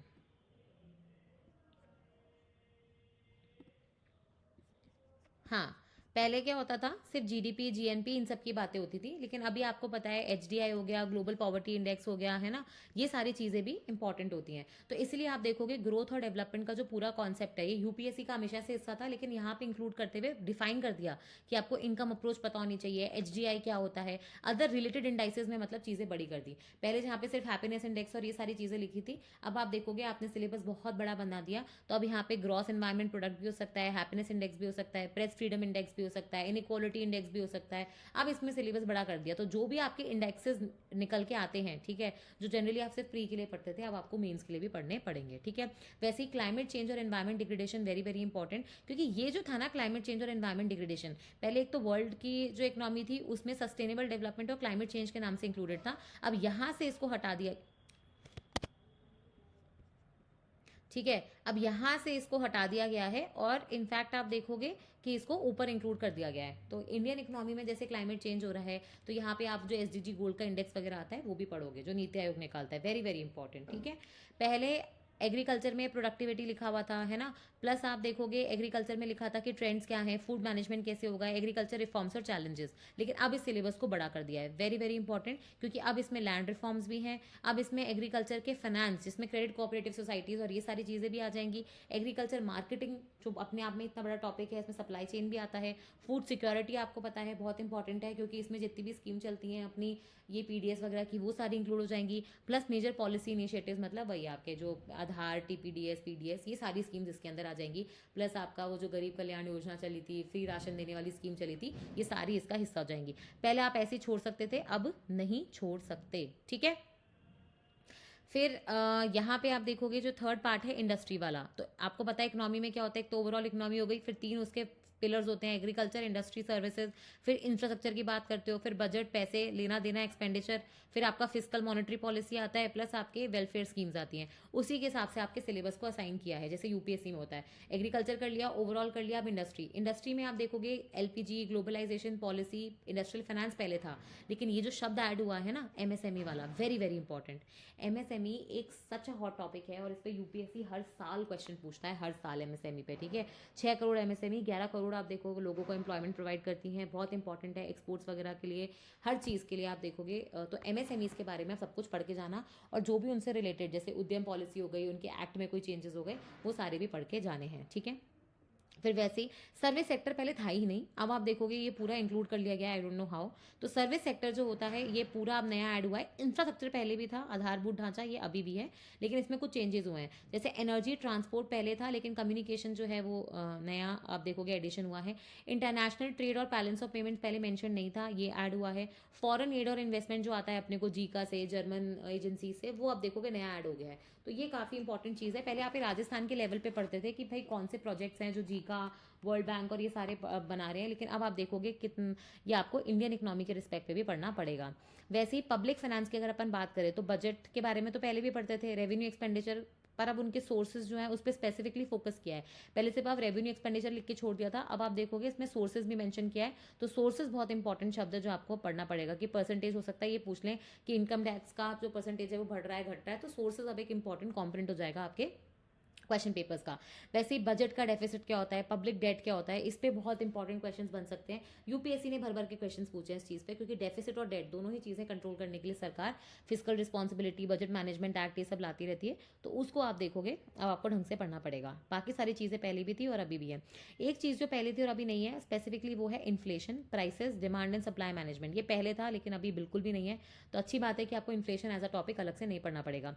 वैसे ही जो नई चीज़ ऐड हुई है वो है आरबीआई और मॉनेटरी मैनेजमेंट, बैंकिंग और फाइनेंशियल सेक्टर रिफॉर्म्स, ये पहले नहीं थे अब हैं, बहुत इंपॉर्टेंट है, पढ़ लेना, क्योंकि मॉनेटरी मैनेजमेंट जो होता है और फाइनेंशियल रिफॉर्म्स जो होते हैं, बेसल नॉर्म्स जैसे अगर आप देखोगे तो आपको न्यूज़ नोट्स चैनल पे बेसल नॉर्म्स पे पूरा फुल फ्लेजेड वीडियो मिल जाएगा, बैंकिंग रिफॉर्म्स मिल जाएगा, टैक्सेशन रिफॉर्म्स मिल जाएगा, कि कोई भी चीज़ें पहले आरएएस का पार्ट नहीं थी, यूपीएससी का हमेशा से पार्ट थी, अभी ये आरएएस का भी पार्ट बन गई, तो मुझे ऐसा लगता है कि बेसल नॉर्म्स एक हॉट टॉपिक है जिसपे कभी भी क्वेश्चन आ सकता है। वैसे ही पहले आप देखोगे सरकार का रोल क्या था, प्राइवेट, पब्लिक और मेरिट गुड्स में, ये पूछा जाता था, लेकिन अब ये नहीं है, ये टॉपिक ही हटा दिया गया है, तो अब आपको पढ़ने की जरूरत नहीं है कि पब्लिक गुड क्या होते हैं, प्राइवेट गुड क्या होते हैं, मेरिट गुड्स क्या होते हैं, ये छोड़ सकते हो। तो देखो कुछ चीज़ें कम भी करना अपने नोट्स में से, ऐसा नहीं कि जो 100 पन्ने के नोट्स थे उनको 400 पन्नों का बना दिया, जो हट रहे हैं टॉपिक्स उनको भी हटाना, ठीक है। फिर आप देखोगे पहले यहाँ पे लिखा था हेल्थ केयर एजुकेशन पॉलिसी क्या है, रेगुलेटरी इफेक्टिवनेस कैसे रहती है, आप स्टेट का रोल कैसे डिफाइन करोगे, है ना, एम्प्लॉयमेंट ओरिएंटेड ग्रोथ कैसे लोगे, लेकिन अब हमने इसको स्पेसिफिकली बता दिया कि आपको हेल्थ, एजुकेशन, पॉवर्टी और बेरोजगारी, ये तो पहले भी था अभी भी है, लेकिन अब आप स्कीम्स बताओगे कि कैसे आप लेबर की एम्प्लॉयबिलिटी बढ़ा सकते हो, ये मेजर चैलेंज है ना भाई। इन्फोसिस के जो नारायण मूर्ति हैं वो बार बार ये कहते हैं कि इंडिया में प्रॉब्लम ये नहीं है कि लोग नहीं ये काम करने वाले, इंडिया में प्रॉब्लम ये है कि जॉब्स भी हैं, लोग भी हैं, लेकिन लोग बेरोजगार क्यों हैं? क्योंकि वो उस जॉब के लायक नहीं है, एम्प्लॉयबिलिटी का प्रॉब्लम है। इसलिए आप देखोगे स्किल्स, अप्रेंटिसशिप, इंटर्नशिप, इन सब का रोल बढ़ जाता है। तो ऐसी कौन सी स्कीम्स हैं जो एम्प्लॉयबिलिटी बढ़ाने का काम कर रही है, वो अब आपको डेफिनेटली पढ़नी पड़ेगी। और ये यूपीएससी का फेवरेट क्वेश्चन हुआ करता था, ठीक है। वैसे ही वेलफेयर स्कीम्स जो आपके वीकर सेक्शंस के और मार्जिनलाइज सेक्शंस के लिए चल रही हैं, ये भी अब आपको ढंग से पढ़नी पड़ेंगी, ठीक है। ऐसे इग्नोर नहीं कर सकते अब आप। फिर अपन चलते हैं वर्ल्ड इकोनॉमी पे। मैंने आपको पहले बता दिया जो role of WTO, world bank और आईएमएफ, ये तो पहले भी था और अभी भी है। बस एक जो चेंज हुआ है कि पहले यहाँ पे सस्टेनेबल डेवलपमेंट और क्लाइमेट चेंज इसका पार्ट था, लेकिन अब ये इंडियन इकोनॉमी का पार्ट कर दिया है। बट ओवरऑल तो यूनिट 2 के अंदर ही है। वैसे ही आप पार्ट सी की तरफ जाओगे तो पार्ट सी में आप देखोगे राजस्थान वाले में भी बहुत चेंजेस हुए हैं। पहले यहाँ पे सस्टेनेबल डेवलपमेंट गोल्स था, अभी सिर्फ आपको बात कर रहा है कि राजस्थान ने क्या अचीवमेंट किया है इन गोल्स पे, ये बताओ। तो एसडीजीज तो आपको ऊपर वाले का हिस्सा हो गया, लेकिन राजस्थान का क्या अचीवमेंट है वो बताना है। ये पूरा चीज़ नया ऐड हुआ है और ये बहुत इंपॉर्टेंट है मेरे हिसाब से। अगर आप पूरे सिलेबस में देखोगे तो एनवायरनमेंट जो है ना, उसका ओवरऑल प्रपोर्शन है वो काफ़ी बढ़ गया है। पहले एनवायरनमेंट जो था, फॉरेस्ट थे, क्लाइमेट चेंज था, सस्टेनेबिलिटी था, बस एक दो जगह इधर उधर मेंशन था। अब आप देखोगे हर पेपर में, इकोनॉमी में, सोसाइटी में, ज्योग्राफी में, हर जगह आपको ये बिखरा हुआ मिल जाएगा, ठीक है। तो एनवायरमेंट का प्रपोर्शन जैसे यूपीएससी में बढ़ा है, यहाँ पे भी बढ़ चुका है, ठीक है। तो इकोनॉमिक ग्रोथ इंडिकेटर्स क्या है राजस्थान के, स्टेट जीडीपी कैसा होता है, per capita growth, inclusive growth, विकसित राजस्थान, वेरी वेरी इंपॉर्टेंट। इस पर तो मुझे 10 नंबर का क्वेश्चन एक्सपेक्टेड है ही, ठीक है। ग्रीन ग्रोथ क्या होती है, एनवायरमेंट सस्टेनेबिलिटी क्या है, ये अब आपका नया एडिशन हुआ है। फिर आप देखोगे स्टेट बजट और फिजिकल मैनेजमेंट, ठीक है, ये पहले से था, लेकिन जो बजट डेफिसिट है, ठीक है, पहले इसमें अब लिखा हुआ था कि आपको इश्यूज एंड चैलेंजेस पता होने चाहिए। अब इश्यूज एंड चैलेंजेस छोड़ के आपको पूरा बजट डेफिसिट ही समझना पड़ेगा। तो प्राइमरी डेफिसिट क्या होता है, फिजिकल डेफिसिट क्या होता है, ठीक है। फिर आपका रेवेन्यू डेफिसिट क्या होता है, इफेक्टिव रेवेन्यू डेफिसिट क्या होता है, ज़रा मुझे कमेंट सेक्शन में बताना। तो इससे क्या होगा, मुझे भी पता लगता है कि भाई मेरे व्यूअर्स हैं, जो लिसनर्स हैं, उनको क्या पता है और क्या नहीं पता है, ताकि मैं इन चीज़ों को आगे कभी भी जब मैं न्यूज़पेपर एनालिसिस या कोई और वीडियोज़ डिस्कस करूँ तो मैं वहाँ पर इनको ले लिया करूँगी, ठीक है। फिर एग्रीकल्चर में पहले भी देखो production, productivity, water, animal husbandry, है ना, ये पहले भी था। एग्रीकल्चर मार्केटिंग, एग्रीकल्चर मार्केटिंग आपने देखा होगा, जो इंडियन इकोनॉमी था उसमें नहीं था, लेकिन यहाँ पे इंक्लूड कर लिया गया है, ठीक है। लेकिन यहाँ पे जो नई चीज़ें ऐड हुई हैं वो तो एक तो ये है कि सरकार की क्या स्कीमें चल रही हैं फार्मर्स के वेलफेयर के लिए, और पहले डेयरी था जो अब नहीं है, पर उसकी जगह आप देखोगे अलाइड एक्टिविटीज़ कर दी है। तो अलाइड एक्टिविटीज़ के अंदर डेयरी इंक्लूड हो गया, बट इसके अलावा जो आपका पोल्ट्री फार्मिंग हो गया, फिशरीज हो गया, वो भी हो गया। तो मतलब कई लोग बोल रहे हैं कि अरे वाओ डेयरी हट गया, सिलेबस घट गया, नहीं, उल्टा सिलेबस बढ़ गया, क्योंकि अलाइड एक्टिविटीज़ के अंदर ही डेयरी आता है, ठीक है। तो अब डेयरी के अलावा भी आपको बाकी अलाइड एक्टिविटीज़ भी पढ़नी पड़ेंगी, ठीक है। फिर रूरल डेवलपमेंट और रूरल इंफ्रास्ट्रक्चर के अंदर पंचायती राज, स्टेट फाइनेंस कमीशन पहले भी था और अभी भी है, ठीक है। फिर अपन चलते हैं इंडस्ट्री की तरफ। तो इंडस्ट्री में आप देखोगे बहुत सारी नई चीज़ें ऐड करी है। पहले सिर्फ ये लिखा था कि इंडस्ट्रियल ग्रोथ क्या है, उसके ट्रेंड्स क्या है, और खादी और विलेज इंडस्ट्रीज। देख रहे हो कितना छोटा सा सिलेबस था। अब क्या लिखा है, इन्वेस्टमेंट प्रमोशन पॉलिसी के बारे में पता होना चाहिए। एमएसएमई देखो, फिर यहाँ पे भी आ गया, तो आपको राजस्थान के स्पेसिफिक भी एमएसएमईज के बारे में पता होना चाहिए। फिर आपके पेट्रोलियम ऑयल रिजर्व्स कहाँ पे हैं स्टेट में, वेरी वेरी इंपॉर्टेंट है ना। बलोत्रा का पूरा जो गठन हुआ है वो इसी पे हुआ है, क्योंकि वो स्टेट, वो जो डिस्ट्रिक्ट है वो rich in oil resources and petroleum resources है, ठीक है। तो अब आपको ये ढंग से पढ़ना पड़ेगा, ये सिर्फ आपका ज्योग्राफी का पार्ट नहीं है, ये अब आपकी इकोनॉमी का पार्ट भी बन गया है। फिर यहाँ पे अगर आप देखोगे इंफ्रास्ट्रक्चर के अंदर, तो पावर ट्रांसपोर्टेशन पहले भी था, पब्लिक प्राइवेट पार्टनरशिप्स थे, लेकिन पहले क्या लिखा था कि प्राइवेट इन्वेस्टमेंट इन इंफ्रास्ट्रक्चर, ये चीज़ अब हट गई है, ये अभी नहीं है कि प्राइवेट इन्वेस्टमेंट। अपने को सिर्फ पीपीपी प्रोजेक्ट्स के बारे में पढ़ना है, अपने को जो प्योरली प्राइवेट इन्वेस्टमेंट हो रहा है, ठीक है, जो जिसमें पब्लिक या गवर्नमेंट की कोई हिस्सेदारी नहीं है, उसके बारे में नहीं पढ़ना। और एक्सटर्नली एडेड प्रोजेक्ट्स नए आ गए हैं, वेरी वेरी इंपॉर्टेंट, ठीक है। तो जो आपके, ये अपन पहले भी पढ़ते थे, वैसे ऐसा कुछ नया नहीं है। अपन ईएपी, एक्सटर्नली एडेड प्रोजेक्ट्स के बारे में पहले भी पढ़ते थे, ये अभी भी पढ़े। जैसे जीका ने कौन से प्रोजेक्ट फंड करे हैं, एनडीबी ने कौन से करे हैं, एशियन डेवलपमेंट बैंक ने कौन से करे हैं, ठीक है। तो ये सब अपन ने पहले भी पढ़ा था। फिर आते हैं अपन एचआरडी यानी ह्यूमन रिसोर्स डेवलपमेंट की तरफ। इसके अंदर अगर आप देखोगे तो हेल्थ एंड एजुकेशन, ठीक है, लिखा था पहले, अनएम्प्लॉयमेंट पॉवर्टी पहले भी लिखा था, लेकिन एम्प्लॉयमेंट जनरेशन और पॉवर्टी को हटाने वाली जो स्कीम्स हैं, ये नया एडिशन है। तो ये इस पे ये यूपीएससी में हमेशा पूछी जाती थी कि भाई इस स्कीम का आप एनालिसिस करके बताओ कि कितनी इफेक्टिव रही है गरीबी को कम करने के लिए, क्या इससे एम्प्लॉयमेंट जनरेशन हुआ है, क्या स्किल इंडिया मिशन का ऑब्जेक्टिव पूरा हुआ है, क्या उसका क्रिटिकल एनालिसिस करिए। अब ऐसे टाइप के क्वेश्चन आपसे यहाँ भी पूछे जा सकते हैं। वैसे ही आप देखोगे पहले सिर्फ बेसिक सोशल सर्विसेज लिखा था, लेकिन अब क्या किया है, अब इसकी जगह ह्यूमन रिसोर्स डेवलपमेंट किया है। तो अब आप सोशल सर्विसेज की बात नहीं कर रहे हैं, आप वो चीज़ों की बात कर रहे हो जैसे सच में आपका जो ह्यूमन रिसोर्स है, जिसमें आपके जो लोग हैं वो सच में कंट्री के लिए रिसोर्स साबित होंगे। ठीक है। वैसे ही पहले आपसे गुड गवर्नेंस, डिजिटल ट्रांसफॉर्मेशन, जिससे पब्लिक सर्विसेज अच्छी हो सके, उसके बारे में कोई बात नहीं करी थी। लेकिन आपका जैसे प्रगति पोर्टल हो गया है ना, आपका जितने भी पोर्टल्स आ रहे हैं ऑनलाइन, जिसकी वजह से जीएसटी का पोर्टल हो गया, ठीक है, या फिर और कोई पोर्टल्स, ई गवर्नमेंट ऐप हो गई, तो ये सारी चीज़ें अब आपको पढ़नी पड़ेंगी, क्योंकि ये क्या है, डिजिटल ट्रांसफॉर्मेशन कर रही है आपकी पब्लिक सर्विसेज का। ये बिल्कुल नया एडिशन है। वैसे ही पहले सिर्फ ये लिखा था कि इकोनॉमिक वेलफेयर स्कीम्स क्या है राजस्थान की, और सोशल जस्टिस एंड एम्पावरमेंट, लेकिन अब आपसे आपको बता दिया कि आपको ST SC, backward classes, disabled, destitute, women, children, old age, इन सबसे रिलेटेड कोई भी अगर स्कीम्स चलती हैं तो उनके बारे में पढ़ना पड़ेगा। तो मतलब आपके सिलेबस को यहाँ पे बिल्कुल नैरो कर दिया है, डिफाइन कर दिया है। ठीक है, उसमें वेगनेस की कोई स्कोप नहीं छोड़ी कि आप बोलो मैम क्या क्या ही स्कीम पढ़ेंगे, तो आपको बता दिया भाई इतना ही पढ़ना है। ठीक है। फिर ये तो अपने यूनिट 1 और यूनिट 2 हो गया। ठीक है, पेपर 1 काफ़ी बड़ा होता है, क्योंकि पेपर 1 में हिस्ट्री भी होती है, इकोनॉमी भी होती है, और थर्ड में अगर आप देखोगे तो 3 छोटे टॉपिक्स होते हैं। सोशियोलॉजी होता है, मैनेजमेंट होता है, और ऑडिटिंग एंड अकाउंटिंग होता है। इसमें मैं एक मेजर चीज़ बता दूं, पहले क्या होता था, मैनेजमेंट हमारा 2 जगह था, पेपर 3 के यूनिट 1 का भी हिस्सा हुआ करता था।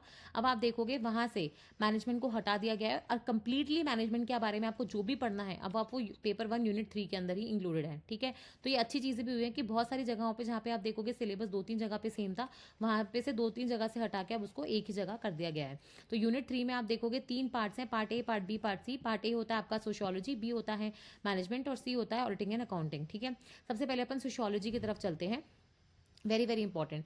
सोशियोलॉजी में आप देखोगे कि जैसे कास्ट क्लास पहले भी था, लेकिन पहले क्या बात लिख रखा था कि उसका नेचर क्या होता है, ओरिजिन कैसे हुआ है उनका, फंक्शंस एंड चैलेंजेस क्या हैं कास्ट एंड क्लास के। ठीक है, लेकिन अभी आपको सिर्फ बताना है चेंजिंग डायमेंशंस। तो यहाँ पे आप जो पढ़ते हो ना कि वर्टिकल कास्ट थ्योरी से अब है ना हॉरिजॉन्टल की तरफ जा रहा है। ठीक है, प्लस आप देखोगे इसको संस्कृताइजेशन ऑफ कास्ट जो हो रहा है, प्लस आप देखोगे जो आपका हॉरिजॉन्टल मूवमेंट हो रहा है कास्ट का, है ना, क्लासेस में जो आपका क्लासेस में कास्ट के इश्यूज आ रहे हैं, तो वो सारी चीज़ें अब क्या है चेंजिंग डायमेंशंस के अंदर आप पढ़ोगे, तो वो आपको भी यहाँ पे पढ़नी पड़ेंगी। ठीक है, वैसे ही आप यहाँ पे देखोगे जो चेंजेस हुए हैं कंटेम्प्रेरी इंडियन सोसाइटी में, तो पहले क्या था, संस्कृताइजेशन मेंशन था, वेस्टर्नाइजेशन मेंशन था, अब ये दोनों शब्द मेंशन नहीं है। इनफैक्ट संस्कृताइजेशन पे तो हर साल एक क्वेश्चन फिक्स था कि RS मेंस में आएगा ही आएगा, तो अब पता नहीं इसकी जगह कौन लेगा, क्योंकि हर साल आप देखोगे 2 नंबर का 5 नंबर का क्वेश्चन संस्कृताइजेशन पे फिक्स्ड था, फिक्स्ड। ठीक है, तो सेक्युलराइजेशन पहले भी था, अभी भी है। नई जो चीज़ें ऐड हुई हैं वो है अर्बनाइजेशन। आपको पता है कि इंडिया अभी 2/3 जो इंडिया है वो अर्बन एरियाज में रहता है, अभी जो 50% हो जाएगा 2050 तक, तो वो हमें सही करना है। और साथ में मॉडर्नाइजेशन, तो इन पे ज़रूर पढ़ लेना। स्पेसिफिकली मॉडर्नाइजेशन और वेस्टर्नाइजेशन में क्या फ़र्क है, ये UPSC में पूछा जा चुका है, बहुत इंपॉर्टेंट क्वेश्चन है। एक बार क्वेश्चन का आंसर करने की कोशिश करना नीचे कि मॉडर्नाइजेशन और वेस्टर्नाइजेशन में क्या फ़र्क है। ठीक है, वैसे ही पहले लिखा हुआ था कि कॉन्सेप्ट्स जो इंडियन सोशल सिस्टम से रिलेटेड थे, जैसे कर्मा, धर्मा, पुरुषार्थ, आश्रम सिस्टम, ये हम वैसे भी पढ़ते थे, लेकिन अब स्पेसिफिकली लिख दिया तो अब आपको पढ़ना ही पड़ेगा। Issues related to family and marriage में एल्डरली और डिसेबल्ड पीपल के जो इश्यूज हो गए, या फिर dowry, divorce, corruption, poverty, unemployment, drug addiction पहले था। जो 3 इसमें नए इश्यूज ऐड हुए हैं वो बेसिकली हैं आपके, एक तो प्रोस्टिट्यूशन वाला, ये पहले नहीं था अब नहीं है, प्लस साइबर क्राइम्स वाला, और सोशल मीडिया से रिलेटेड अगर कोई इंपैक्ट हो रहा है इंडियन सोसाइटी पे वो, ये पहले नहीं थे, ये तीनों टॉपिक्स अब इसमें इंक्लूड कर लिए हैं। पहले सिर्फ चैलेंजेस के बारे में पढ़ना होता था, लेकिन अब आप देखोगे इश्यूज के बारे में भी पढ़ना है। और यहाँ से मुझे याद आया, जरा चैलेंजेस और इश्यूज में फ़र्क बताना क्या होता है, चैलेंजेस क्या होते हैं और इश्यूज क्या होते हैं, क्योंकि कई बार क्या होता है लोग क्वेश्चन में कुछ भी पूछो लोग लिख के वही चीज़ आते हैं, चैलेंजेस अलग होते हैं, इश्यूज अलग होते हैं। ठीक है, तो ये ज़रा मुझे बताना, क्योंकि आपको स्पेसिफिकली सिलेबस में मेंशन किया है कि चैलेंजेस भी पता होने चाहिए और इश्यूज भी, तो कोई बड़ी बात नहीं होगी कि आपको डायरी के आगे लिख के चैलेंजेस और इश्यूज पूछ ले जाए, तो वहाँ पर ये मत बोलना मैम ये दोनों चीज़ें तो एक ही होती है, तो हमें तो एक का ही आंसर आता था, हम उसको दोबारा वैसे ही घुमा फिरा के लिखे आए, नहीं सही नहीं है वो। ठीक है, वैसे ही पहले आप देखोगे चाइल्ड मैरिज और कम्युनलिज्म लिखा था, अब ये दोनों चीज़ें हटा दी गई हैं सिलेबस से, तो काफ़ी अच्छी चीज़ है कि अब इस पर अलग से पढ़ना नहीं पड़ेगा। वैसे ही आपके वीकर सेक्शन से रिलेटेड जो इंडियन सोसाइटी में स्पेशल रेफरेंस टू राजस्थान बहुत इंपॉर्टेंट है, पहले ये लाइन गायब थी कि आपको राजस्थान के स्पेशल रेफरेंस में चीज़ें पढ़नी है, अब आपको इंडियन सोसाइटी तो है ही, but special reference to Rajasthan लेते हुए आपको जो भी प्रॉब्लम्स है मार्जिनलाइज ग्रुप्स की, वुमेन की, दलित की, ST SC की, वो पता होनी चाहिए। ठीक है, यहाँ पे क्या है, मार्जिनलाइज ग्रुप्स का नया एंट्री हुआ है, क्योंकि इसमें ट्रांसजेंडर्स भी आ जाएंगे, इसमें जो LGBTQ की पूरी कम्युनिटी है वो आ जाएगी। ST SC ने लिखा हुआ था, अब आप देखोगे ये भी लिखा हुआ है। साथ में पहले ट्राइबल कम्युनिटी ऑफ राजस्थान मैंने बताया था ना, भील, मीना और गरसियास के बारे में आपको पढ़ना होता था, अब ये पूरा यहाँ पे लाइन ही हटा दी गई है, क्योंकि मैंने आपको बताया ना ट्राइब्स ऑफ राजस्थान और उनके ट्रेडिशंस के बारे में। अब कहाँ पे पढ़ना है आपको? हिस्ट्री में। ये बहुत इंपॉर्टेंट है, इसलिए बोल रही हूँ सिलेबस को ढंग से अगर पढ़ लिया ना, आपको ये समझ में आ जाएगा एटलीस्ट कौन सी चीज़ कहाँ इंक्लूड होनी चाहिए। तो जब आपके नोट्स बनेंगे तो उस हिसाब से ही बनाना। ओके, फिर यहाँ पे ओके, फिर हम चलते हैं यहाँ पे मैनेजमेंट की तरफ। तो पार्ट बी में अगर आप देखोगे यूनिट 3 का मैनेजमेंट, तो मैनेजमेंट में सबसे पहले तो जनरल मैनेजमेंट सब कुछ नया है यहाँ पे। बिल्कुल मतलब जो काफ़ी ज़्यादा चेंज आया है पेपर 1 में वो मैनेजमेंट वाले पार्ट में आया है, और ऑडिटिंग एंड अकाउंटिंग वाले पार्ट में भी। लेकिन सबसे ज़्यादा चेंज तो मैनेजमेंट वाले पार्ट में है, क्योंकि पूरा का पूरा सिलेबस ही चेंज हो गया। मैनेजमेंट का कॉन्सेप्ट क्या होता है, स्किल्स क्या चाहिए होती है, ये बेसिकली आपका जो लोग एमबीए करते हैं ना, ये उसका सिलेबस है। जैसे मैंने किया है तो मुझे पता है ये चीज़ें हमने वहाँ पे पढ़ी थी। पूरा एमबीए का सिलेबस है ये। अगर आप IMA का ज़रा उनका जो सेमेस्टर्स होते हैं उसका सिलेबस खोल के देखना, तो वहाँ पे आपको सेमेस्टर्स में ये सिलेबस लिखा हुआ मिल जाएगा। ठीक है, ऑर्गेनाइजेशनल बिहेवियर एक पूरा मतलब कोर्स वर्क होता है जब आप एमबीए करते हो, डिप्लोमा करते हो, post graduate management in management में। ठीक है, तो उसमें आप नेचर, स्कोप, परसेप्शन, फिर मोटिवेशन के कॉन्सेप्ट्स, थ्योरीज है ना, टीम बिल्डिंग, ग्रुप डायनेमिक्स तो पहले भी था, लेकिन ऑर्गेनाइजेशन का क्लाइमेट और उसका कल्चर कैसे सुधार सकते हैं, वो सारी चीज़ें अब एक आपको यहाँ पे भी पढ़नी है। वैसे ही एमबीओ क्या होता है, फिर आपके decision making process, techniques, models, ये सब पहले नहीं थे, ये बिल्कुल नया एडिशन है। तो मतलब मैनेजमेंट के पेपर में तो आपको ऑलमोस्ट पूरे नए नोट्स बनाने पड़ेंगे।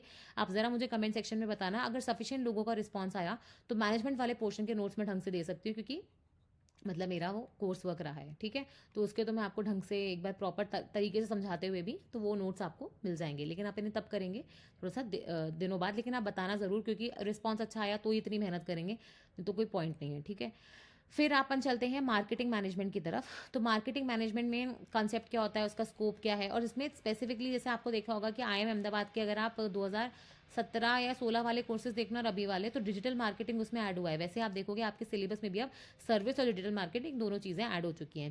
पहले जो चीज़ थी जो अब नहीं है, आप देखोगे सप्लाई चेन मैनेजमेंट था, लॉजिस्टिक्स था, e commerce, E marketing, business and corporate ethics था, वो अब यहाँ का पोर्शन नहीं है। ठीक है, वेरी वेरी इंपॉर्टेंट है, वो यहाँ पे नहीं है, पहले आपको यहाँ पे पढ़ना पड़ता था। वैसे ह्यूमन रिसोर्स मैनेजमेंट, HR, आप देखोगे लोग जब MBA करते हैं तो स्पेशलाइजेशन करते हैं, तो फाइनेंस में या HR में या लॉजिस्टिक्स में, ऑपरेशन में। वैसे आप देखोगे अब HR जो होता है पूरा कोर्स वर्क होता है, उसमें आप क्या होता है, प्लानिंग कैसी होती है, selection, placement, recruitment, training, appraisal systems क्या होते हैं, डिफरेंट डिफरेंट प्रकार के होते हैं, उसमें ट्रेंड्स क्या चल रहे हैं अभी HR में नए नए वाले। ठीक है, इसमें BCG मैट्रिक्स और ये सारी चीज़ें पढ़नी होती हैं, तो ये अब आपके सिलेबस में भी ऐड हो गई हैं। माइंड मी कि ये सोशियोलॉजी, मैनेजमेंट, ऑडिटिंग, अकाउंटिंग ये यूपीएससी का पार्ट नहीं है, तो यहाँ पे आपको यूपीएससी से कोई हेल्प नहीं मिलने वाली है, क्योंकि ये स्पेसिफिकली राजस्थान में है। वहाँ पे ऑप्शनल्स होते हैं, कोई इंसान सोशियोलॉजी एज एन ऑप्शनल ले सकता है, मैनेजमेंट एज एन ऑप्शनल ले सकता है। ठीक है, पर वही है कि वो ऑप्शनल्स के सब्जेक्ट होते हैं, तो यहाँ पे आपको बहुत सारा पढ़ना होता है। ये तो बहुत छोटे छोटे सब्जेक्ट्स हैं, तो इतना पढ़ने की ज़रूरत नहीं है। वैसे आप देखोगे स्ट्रैटेजिक मैनेजमेंट के बारे में पढ़ना पड़ेगा कि बिजनेस एनवायरनमेंट क्या होता है, स्वॉट analysis, strength, weakness, opportunities and threats. ये तो इंसान अपने खुद का भी करता है ना, जब इंटरव्यू देने जाते हैं तो पूछते हैं ना आपका स्वॉट बताओ, तो दो आपको स्ट्रेंथ पता होने चाहिए, 2 वीकनेस पता होने चाहिए, 2 अपॉर्चुनिटी पता होने चाहिए और 2 थ्रेट पता होने चाहिए। स्ट्रैटेजिक फॉर्मुलेशन कैसे करना है, कंट्रोल कैसे होगा, इवैल्यूएशन कैसे करना है, ये पूरा नया है। तो अगर आपको सबसे ज़्यादा कोई मेहनत लगेगी ना इस पूरे पेपर 1 में, तो सबसे ज़्यादा आपको मैनेजमेंट में लगने वाली है, क्योंकि पूरा सिलेबस चेंज हुआ है। ठीक है, पहले जो चीज़ें थी अब बिल्कुल नहीं है मैनेजमेंट में, वो ये है एंटरप्रेन्योरशिप, स्टार्टअप्स, यूनिकॉर्न्स क्या होते थे, वेंचर कैपिटल, जिस पे 2 नंबर के क्वेश्चन पूछे जाते थे, क्योंकि अब 2 नंबर के क्वेश्चन ही नहीं है, तो आई थिंक इन्होंने ये भी हटा दिया। फिर आपकी एसेंशियल सर्विसेज कैसे मैनेज होती हैं, health care management, education, wellness, tourism, hospitality, ये पहले था, अब नहीं है।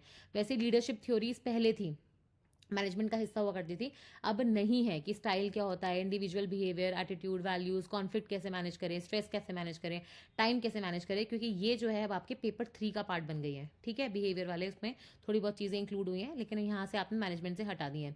वैसे ही वेल्थ मैक्सिमाइजेशन करके एक टॉपिक था, जिसपे आपको पता है RS मेंस का फेवरेट था, क्योंकि वेल्थ मैक्सिमाइजेशन पे हमेशा पूछते थे कि वेल्थ मैक्सिमाइजेशन क्या होता है, वो प्रॉफिट मैक्सिमाइजेशन से कैसे अलग है, शॉर्ट टर्म फाइनेंस क्या होता है, लॉन्ग टर्म फाइनेंस क्या होता है। इस बार तो क्वेश्चन भी पूछे थे ना, वो रेशियोज निकाल निकाल के कि cost of structure, cost of capital distribution, banking, NBFCs है ना, मल्टीनेशनल कंपनीज के बारे में आप पढ़ते थे, FDI, FII, ये बेसिकली क्या होता था, पहले पार्ट हुआ करता था, अब नहीं है। ठीक है, तो ये चीज़ें अब यहाँ पे पढ़ने की बिल्कुल ज़रूरत नहीं है।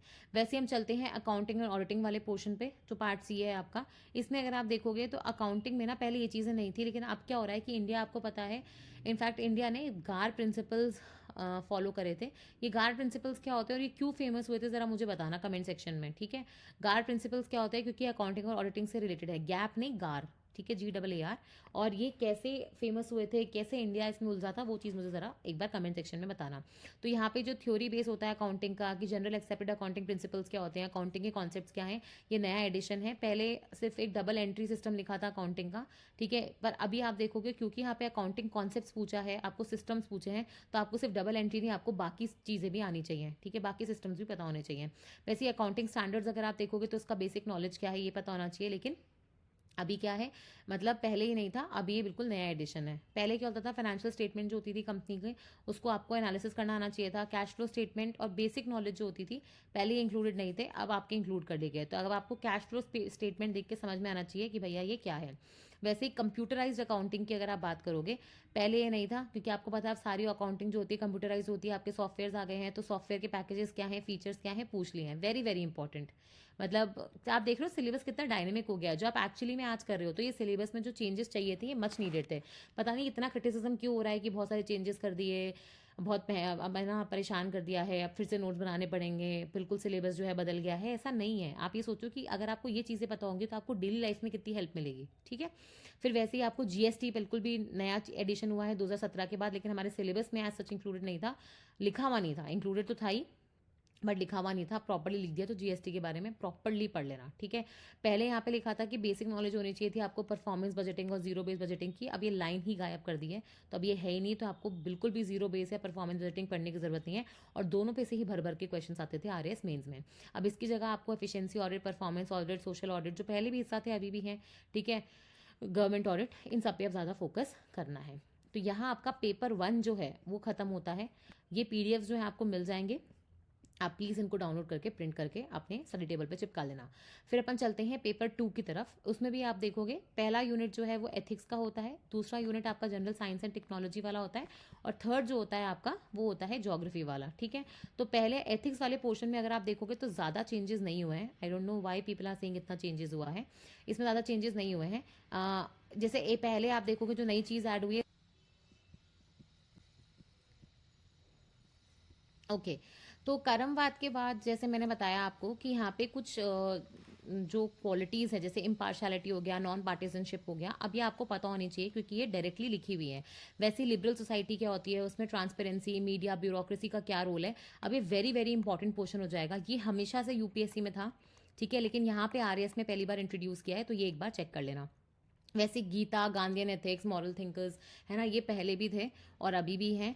वैसे अगर आप देखोगे तो एथिकल कंसर्न्स क्या होते हैं, डिलेमास एंड चैलेंजेस क्या है एडमिनिस्ट्रेशन के, है ना, ये पहले था, लेकिन अब जो नया एडिशन हुआ है वो है AI। Very very important. AI ने, अभी आपको पता होगा, रिसेंटली मिनिस्ट्री ऑफ फाइनेंस ने एक नोटिफिकेशन निकाला था कि उनके अंदर जो ऑफिस आते हैं सेंट्रल गवर्नमेंट के, वो लोग AI से यूज़ करके लेटर्स और ये जो ऑर्डर्स दे रहे थे ना लोगों को, जो डिमांड निकलती हैं आपकी वेरियस टैक्स पेयर्स की, वो कैसा चैट GPT से जनरेट कर रहे थे। अब उससे क्या होता है, चैट GPT आपको पता है कि वो सब कुछ जो आप उसको बताते हो ना वो सब स्टोर करके रखता है, तभी तो वो आपको आगे जवाब दे पाएगा। तो इससे क्या होता है, हमारा डेटा बाहर की बिग टेक प्राइवेट कंपनीज के पास जा रहा है फ्री ऑफ कॉस्ट में, विदाउट एनी एफर्ट, और लोग अपना काम आसान करने के लिए उनको लगता है कि चैट GPT यूज़ कर लेते हैं। तो ये आर्टिफिशियल इंटेलिजेंस, कॉन्शाइंस क्या होता है एडमिनिस्ट्रेटिव डिसीजन मेकिंग में, ये एक इंपॉर्टेंट टॉपिक है और इस पर ईजिली 10 मार्क्स का क्वेश्चन आ सकता है। 10 मार्क्स का तो खैर इस पे से नहीं आएगा, पर 5 मार्क्स का इजीली इस पे से क्वेश्चन आ सकता है, ठीक है। तो बहुत अच्छा क्वेश्चन बनेगा इस पे से, जो आपको एग्जाम्पल्स के साथ समझाना पड़ेगा कि कैसे आप इसमें एथिकल डिसीजन मेकिंग की बात करते हो। वैसे ही जब आप एथिकल डिसीजन मेकिंग पे आ रहे हो तो वहाँ पे instrumental rationality versus value rationality, very very important. क्या देखो, एक तो होती है रैशनैलिटी कि भाई आप कोई भी डिसीजन दे रहे हो तो वो आप सोच समझ के पुरानी चीज़ों पे आधारित फिर आप डिसीजन ले रहे हो। अब उसमें दो तरीके की रैशनैलिटी होती है, एक होती है इंस्ट्रूमेंटल और एक होती है वैल्यू। इन दोनों में क्या फ़र्क होता है, क्या नहीं होता है, एक तो वो पता होना चाहिए। दूसरा, केस स्टडीज, ठीक है। केस स्टडीज आपको पता है पिछली बार 2024 में इंट्रोड्यूस करी गई थी, लेकिन अभी तक कोई केस स्टडी पूछी नहीं गई है, तो आपके पास RAS का तो कोई रेफरेंस नहीं है। लेकिन UPSC में 2013 से जब से एथिक्स आ रहा है तब से आप देखोगे केस स्टडीज पूछी जा रही है, तो वहां की केस स्टडी जरूर पढ़ लेना। अब इसमें क्या होता है, केस स्टडी को देख के हमें ऐसा लगता है कि ऐसा तो हमने पहले भी पढ़ा है, ऐसा हमने न्यूज़पेपर में सुना है, ये तो फैक्चुअल केस स्टडी है, ठीक है। तो यहाँ पे वो सीधे सीधे लिख रहे हैं नॉन फैक्चुअल, ऐसा नहीं है जो पहले हो चुका होगा, लेकिन आपको पता है फैक्चुअल से नॉन फैक्चुअल फिक्शन बनाने में कितना ही टाइम लगता है, ठीक है। और पहले जो था वो अब नहीं है, वो है code of ethics. Very very important, तो छोड़ देना। यूपीएससी में आप देखोगे हर साल इस पे से, जैसे एथिक्स का जो पेपर होता है उनका, उसमें जो फर्स्ट पार्ट होता है उसमें सब्जेक्टिव क्वेश्चंस होते हैं और सेकंड पार्ट में उनकी केस स्टडीज होती हैं। तो यूपीएससी में code of ethics, code of conduct, उनके बीच का डिफरेंस, इस पे हर ऑलमोस्ट ऑल्टरनेट ईयर में क्वेश्चन आता है। ये अब आपके आरएस के सिलेबस में से निकाल दिया गया है। ठीक है, फिर हम चलते हैं यूनिट 2 की तरफ, जो है आपका general science and technology. Okay, इसमें अगर आप देखोगे केमिस्ट्री इन एवरीडे लाइफ में से ज़्यादा चेंजेस नहीं हुए हैं, पर कुछ नए एडिशंस हैं। जैसे पहले स्टेट्स ऑफ मैटर लिखा था, अब ये नहीं लिखा है, तो मतलब आई डोंट थिंक अब इस पर पढ़ने की जरूरत होगी। वैसे जो नया एडिशन हुआ है वो है ग्रीन केमिस्ट्री और एप्लीकेशंस। ज़रा मुझे कमेंट सेक्शन में बताना ग्रीन केमिस्ट्री क्या होती है। ठीक है, कोई केमिस्ट्री हरे कलर की होती है या वो केमिस्ट्री जो बेसिकली हरी चीज़ों के लिए, ग्रीन एनवायरमेंट को प्रमोट करने के लिए होती है, तो इसका ज़रा मुझे कमेंट सेक्शन में बताना, और इसके एप्लीकेशंस क्या है वो भी बताने चाहिए।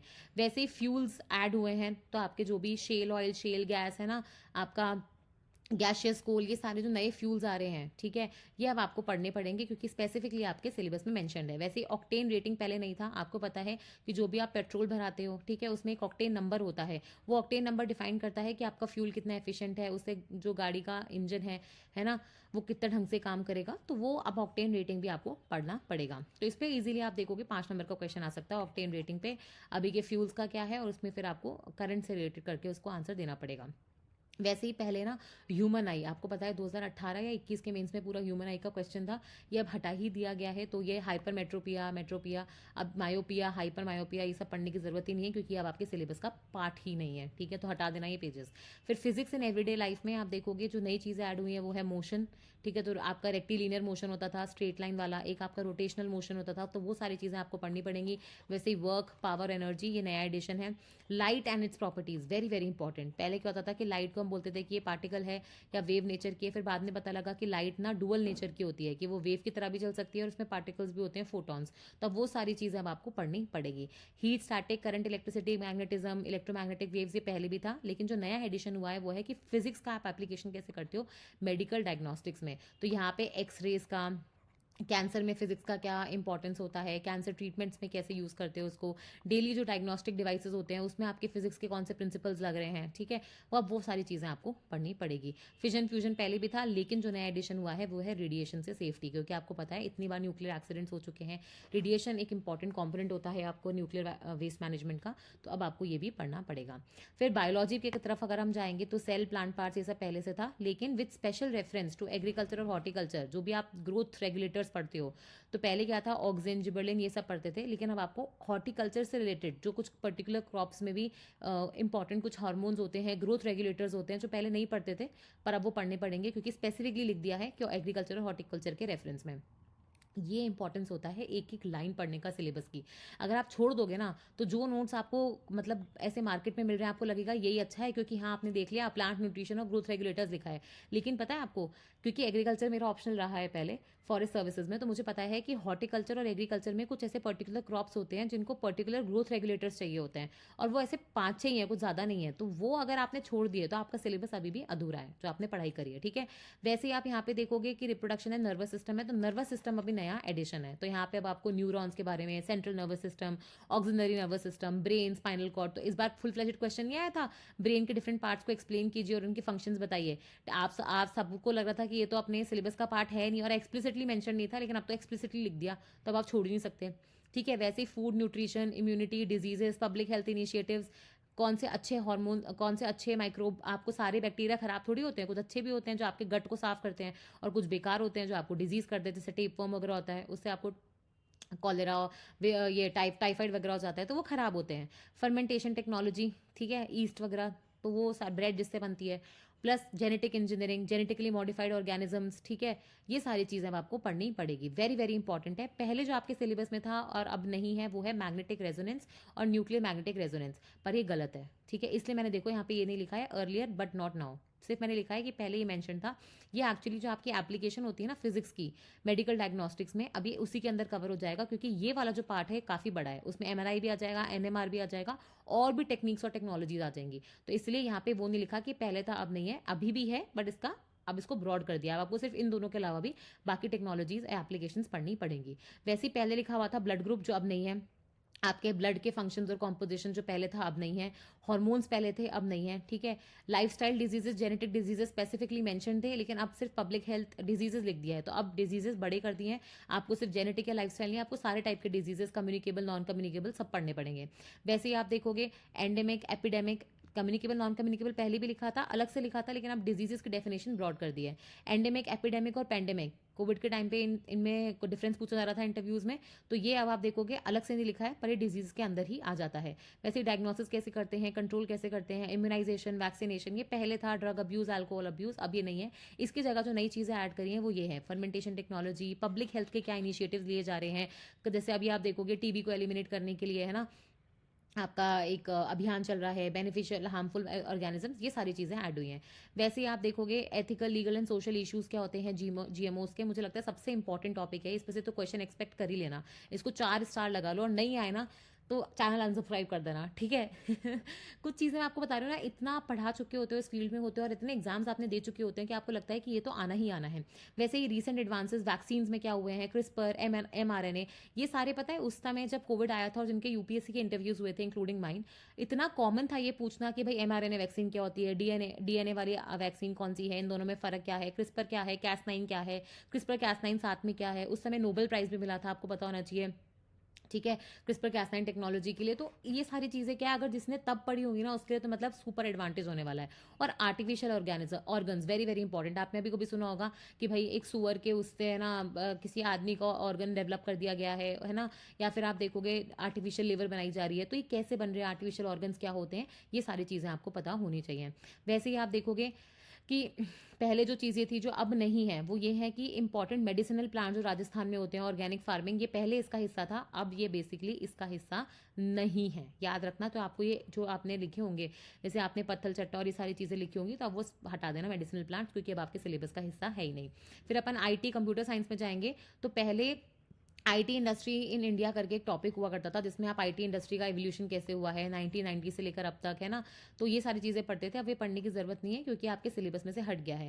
पहले ऑगमेंटेड रियलिटी मेंशन था, लेकिन अब वर्चुअल रियलिटी भी मेंशनड है, ठीक है। मैं फिर से बोल रही हूँ, वीआर और एआर अलग अलग टेक्नोलॉजीज़ हैं, मतलब सिमिलर हैं बट अलग हैं। तो इनके बारे में, अगर इनमें क्या डिफरेंस होता है, ज़रा मुझे कमेंट सेक्शन में बताना, ताकि अपन इसको कभी कोई न्यूज़पेपर एनालिसिस करते वक्त ले सकें। वैसे ही आप देखोगे इंडियन साइंटिस्ट का क्या कंट्रीब्यूशन है, वेरी इंपॉर्टेंट है, यह पहले भी था अभी भी है, लेकिन कौन से नए साइंटिफिक इंस्टीट्यूशंस आए हैं। जैसे आपको पता होगा कि हमारे यहाँ पे इन स्पेस करके एजेंसी अभी आई है, ठीक है, हमारे पास न्यू स्पेस एजेंसी करके भी आई है, ठीक है। तो ऐसे करके कोई भी नए साइंटिफिक इंस्टीट्यूशंस बन रहे हैं, तो वो पता होने चाहिए, तो इनके बारे में क्वेश्चंस पूछे जा सकते हैं। पहले जो था अब नहीं है, वो है आरएफआईडी। आरएफआईडी पे वैसे भी इतनी बार क्वेश्चन पूछ चुके हैं, अब उसमें क्या ही पूछते हैं, ठीक है। और क्वांटम कंप्यूटिंग, ये सब चीज़ें पहले भी थी, लेकिन जो साइंस एंड टेक्नोलॉजी का डेवलपमेंट राजस्थान में क्या है, पहले ये तो था, लेकिन इंडिया में कैसा है ये नहीं था। ये यूपीएससी का पार्ट था, और यूपीएससी इस पे से क्वेश्चन भी पूछ चुका है, तो वहां से आपको ईजिली नोट्स और आपके क्वेश्चन दोनों चीज़ें मिल जाएंगी। वैसे ही cyber security and data privacy, क्योंकि आपको पता है ये अभी के टाइम पे एक चैलेंज है, तो ये अब आपके सिलेबस का महत्वपूर्ण हिस्सा हो गया है। और ये सिर्फ आपके लॉ में जो आप पढ़ते हो ना, वो साइबर सिक्योरिटी, साइबर फ्रॉड्स, अब वहाँ पे नहीं, आपको यहाँ पे भी डेटा प्राइवेसी और डेटा प्राइवेसी की जो लॉज वगैरह होते हैं, उनके बारे में थोड़ा पढ़ना पड़ेगा। फिर अपन स्पेस और डिफेंस पे चलेंगे, तो इसमें क्या है कि डिफेंस रिसर्च और इंडिजीनियस टेक्नोलॉजीज, जैसे अपन ने जो इंडिया ने ईजाद करी है, चाहे वो टैंक्स बनाए हो, चाहे वो हेलीकॉप्टर्स बनाए हो, ठीक है, या फिर कोई ड्रोन्स वगैरह बनाए हो, कोई आपने क्रायोजेनिक इंजन की टेक्नोलॉजी निकाली हो, ठीक है, ये सारी चीज़ें अब आपको पढ़नी पड़ेंगी, तो इग्नोर मत करना, क्योंकि इन टेक्नोलॉजीज पे से 5 नंबर का क्वेश्चन ईजिली आ सकता है, ठीक है, तो ये इंपॉर्टेंट है। वैसे आप देखोगे ड्रोन की टेक्नोलॉजी हो गया, तो पहले नहीं थी लेकिन अब है, तो मिनिएचर ड्रोन से लेकर एकदम बड़े वाले ड्रोन्स है ना, रिकोनाइजेंस ड्रोन से लेकर जो सर्वेलेंस के लिए होते हैं, वो आपको सारे पढ़ने पड़ेंगे। तो यहाँ पे आपका यूनिट 2 जो साइंस एंड टेक था, वो अपन ने कवर कर लिया पेपर 2 का। फिर अपन चलते हैं यूनिट 3 जो अपनी ज्योग्राफी होती है, इसमें भी वर्ल्ड, इंडिया, राजस्थान ऐसे जाओगे। सिर्फ हिस्ट्री में ऐसा हुआ है कि राजस्थान इंडिया वर्ल्ड में गए, बाकी जगह पे वर्ल्ड से शुरू करके राजस्थान, जैसे अपना यूपीएससी जाता है। तो यहाँ पे भी आप देखोगे सिर्फ वर्ड्स में चेंज हुआ है, और एक या दो चीज़ें नई ऐड हुई हैं। जैसे क्लाइमेट क्या होता है, अगर अपन वर्ल्ड ज्योग्राफी की बात करें, तो अर्थ का इंटीरियर क्या है, पहले सिर्फ स्ट्रक्चर लिखा था, अब इंटीरियर लिखा है। तो इंटीरियर में क्या होता है, आपका सिलेबस बढ़ गया। स्ट्रक्चर में तो क्या था, आपने पढ़ लिया कि भाई आपका क्रस्ट है, मेंटल है और कोर है, और उसकी 2 थ्योरीज पढ़ ली, लेकिन इंटीरियर में उनका कॉम्पोजिशन क्या है, क्या परसेंटेजेस हैं, क्या मिनरल्स है, वो सारी चीज़ें भी देखनी पड़ेगी। जियोलॉजिकल टाइम स्केल पहले भी था, अभी भी आपको पता है, इसमें से 2 नंबर के क्वेश्चन आते थे, अब या तो आएगा तो सीधा 5 नंबर का क्वेश्चन आएगा, या 10 नंबर का क्वेश्चन आएगा। तो अब आप सोच लो कि आपको हर जो एरा होता है, ईऑन होता है, उसके बारे में सब कुछ पढ़ना पड़ेगा, क्योंकि पहले तो 2 नंबर के क्वेश्चन को इंसान छोड़ के आता था, ये सोच के कि यार अरे इतना पढ़ना पड़ेगा उसके लिए 2 नंबर के क्वेश्चन के लिए। पर अब अगर सीधा गेम जो है वो 5 या 10 नंबर का है, तो जियोलॉजिकल टाइम स्केल छोड़ नहीं सकते। वैसे ही आप देखोगे माउंटेन्स, प्लेट्यूज, प्लेन्स, ये डेजर्ट्स पहले भी थे, लेकिन डेजर्ट्स लिख के छोड़ दिया गया था। अब बता दिया है कि आपको इन सब के टाइप्स भी बताने चाहिए और डिस्ट्रीब्यूशन भी, कि कहाँ कहाँ पे है, माउंटेन्स कहाँ पे हैं, प्लेट्यूज कहाँ पे हैं, प्लेन्स कहाँ पे हैं। ये यूपीएससी के मेंस का पार्ट हुआ करता था। यूपीएससी ने बहुत बार डायग्राम बना के लोगों से पूछा है कि वर्ल्ड की जितनी भी इंपॉर्टेंट माउंटेन्स हैं उनको मैप पे बना के उनको एक्सप्लेन कीजिए, ठीक है। डेजर्ट्स के बारे में भी, कोल्ड और हॉट, तो अब ये आपके आरएस का भी पार्ट बन गया। पहले जो था वो मेजर जियोपॉलिटिकल इशूज यहाँ पे इंक्लूडेड था, अब ये हटा दिया गया है। तो आपके नोट्स में से भी ये हटा देना, क्योंकि ये आईआर वाले पार्ट में आ जाएगा। अब ये यहाँ से ज्योग्राफी वाले पार्ट से हटा दिया गया है। तो पेपर 3 से एलिमिनेट हो चुका, पेपर 2 से एलिमिनेट हो गया, अब ये पेपर 3 का हिस्सा बनेगा, ठीक है। वैसे ही अर्थक्वेक एंड वॉल्केनोज अगर आप देखोगे तो ये पहले भी था, लेकिन क्लाइमेट, उसमें एटमॉस्फेरिक सर्कुलेशन कैसे हो रहे हैं, आपके Hadley cell, Ferrel cell, polar cell जो बनते हैं, इंसोलेशन क्या होता है, अर्थ का हीट बजट, ह्यूमिडिटी, प्रेसिपिटेशन, है ना, ये सब चीज़ें पहले नहीं थी, अब ये आपका पार्ट बन चुकी है सिलेबस का। तो इसमें से क्वेश्चन आना वाजिब है। फिर अपन चलते हैं इंडिया की तरफ। तो इंडिया में आप देखोगे पहले सिर्फ ये लिखा हुआ था कि ब्रॉड फिजिकल फीचर्स पता होने चाहिए इंडिया के, कि माउंटेन्स, प्लेटोज, प्लेन्स, डेजर्ट, लेकिन अब आपने इस टॉपिक को बड़ा कर दिया।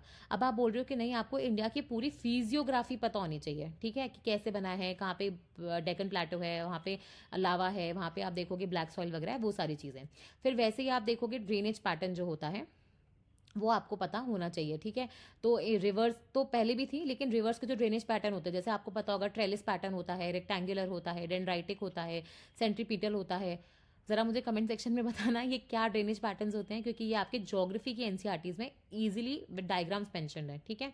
क्लाइमेट पहले भी था, अभी भी है, लेकिन पहले फॉरेस्ट था, अब फॉरेस्ट को हटा के आपने नेचुरल वेजिटेशन, फॉरेस्ट में सिर्फ आप फॉरेस्ट के बारे में पढ़ोगे, वेजिटेशन में आप ग्रासलैंड्स के बारे में भी पढ़ोगे, वेजिटेशन में आप श्रब्स, थॉर्न्स, इन सब के बारे में भी पढ़ोगे। तो मतलब ये थोड़ा सा वाइड कर दिया, ठीक है। वैसे ही पहले जो थे रॉक्स थे, लेकिन अब रॉक्स नहीं है, ठीक है। तो आपको सिर्फ मिनरल्स के बारे में पढ़ना है, रॉक्स के बारे में नहीं पढ़ना है। पावर रिसोर्सेज जो है वो नया एडिशन हुआ है। तो पावर रिसोर्सेज क्या होते हैं आपके, एक तो कन्वेंशनल, नॉन कन्वेंशनल जो होते थे, जैसे एक तो आपका कोयला, पेट्रोल, नेचुरल गैस, ये सब तो पहले से थे, लेकिन इसमें अब ये ना आपका सोलार, विंड, जियो थर्मल, ये सारी चीज़ें अब आपको पढ़नी पड़ेगी, ठीक है। बाकी पॉपुलेशन के बारे में जो भी था वो तो पहले भी है, कि सेक्स रेशियो, लिटरेसी, आपकी अर्बन रूरल पॉपुलेशन, और ये अभी भी है। फिर अपन चलते हैं पार्ट सी राजस्थान के ऊपर। राजस्थान में भी आप देखोगे जैसे इंडिया में लिखा था माउंटेन्स, प्लेटोज, प्लेन्स और डेजर्ट्स, अब इसका भी क्या है, आपने टॉपिक थोड़ा ब्रॉड कर दिया, बोला कि पूरी फिजियोग्राफी आपको राजस्थान की पता होनी चाहिए, कि कैसे कैसे चीज़ें बनी है। वैसे ही आप देखोगे जो मेजर चेंज आया है वो यहाँ पे वाइल्ड लाइफ और बायोडाइवर्सिटी में, पहले लिखा था कि थ्रेट्स क्या है और कंजर्वेशन कैसे कर सकते हैं, जैसे इसमें आप ग्रेट इंडियन बस्टर्ड का थ्रेट पढ़ते थे और फिर उसका कंजर्वेशन एफर्ट्स कैसे उसका संरक्षण कर सकते हैं वो, लेकिन अब क्या है, आपको ओपन एंडेड छोड़ दिया है। तो अब आपको बायोडाइवर्सिटी और वाइल्ड लाइफ के बारे में सिर्फ थ्रेड्स और कंजर्वेशन नहीं, और भी मतलब सब कुछ ही पता होना चाहिए। तो आपने टॉपिक थोड़ा ब्रॉड कर दिया। वैसे ही पहले आप देखोगे सॉइल रिसोर्सेज नहीं था, अब ये सॉइल रिसोर्सेज नया मेंशन हुआ है। तो राजस्थान में कितने टाइप की मिट्टी मिलती है, कहाँ कहाँ मिलती है, क्या मिनरल कंटेंट है, इस पर इजीली 5 नंबर का या 10 नंबर का क्वेश्चन आ सकता है, पूरा मैप बना के मतलब समझाने का। तो ये ज़रूर पढ़ लेना। वैसे ही एग्रीकल्चर, मिनरल, डेमोग्राफिक कैरेक्टरिस्टिक्स पहले भी थे, लेकिन इसमें जो नए चेंजेस हुए हैं वो ये है कि जो मिनरल्स थे उसमें पहले आपको सीधे सीधे बता रखा था कि मेटालिक और नॉन मेटालिक आपको पढ़ना है, लेकिन यहाँ पे अब क्या किया है, आपको थोड़ा ब्रॉड कर दिया है। तो आपको ये नहीं बोला है कि मेटालिक और नॉन मेटालिक, आपको बोला है जो भी मिनरल्स हैं उसका टाइप, डिस्ट्रीब्यूशन, इंडस्ट्रियल यूजेस सब पढ़ना है। वैसे ही आप देखोगे पहले जो था अब नहीं है, वो है एनर्जी सोर्सेज, कन्वेंशनल और नॉन कन्वेंशनल, ठीक है। लेकिन अब नहीं है तो अब आपको नहीं पढ़ना है, जो है वो पढ़ो और जो नहीं है उसके नोट्स निकालते जाओ। फिर डेमोग्राफिक कैरेक्टरिस्टिक्स पहले भी थे, अभी भी हैं, लेकिन पहले ट्राइब्स की जगह मेजर ट्राइब्स लिखा था। तो मेजर ट्राइब्स में क्या होता था कि जिसकी संख्या थोड़ी ज्यादा होती थी अपन वही पढ़ते थे, लेकिन अब आपको हर ट्राइब के बारे में, nomadic, semi nomadic, D notified, सब ट्राइब्स के बारे में थोड़ा थोड़ा आइडिया होना चाहिए। वैसे ही यूनेस्को जियो पार्क्स और जियो हेरिटेज साइट्स तो पहले भी थी, लेकिन टूरिज्म नहीं था। अब आप देखोगे टूरिज्म एक नया एडिशन हुआ है। पहले याद है आपको टूरिज्म कहाँ पे किसका पार्ट हुआ करता था, मैंने भी बताया था ना, हेल्थ, एजुकेशन और टूरिज्म, ये इसका पार्ट था मैनेजमेंट वाली चीज़ का, कि कैसे आप मैनेज करोगे, लेकिन अब वो मैनेजमेंट से हटा के आपने उसको ज्योग्राफी का पार्ट बना दिया है।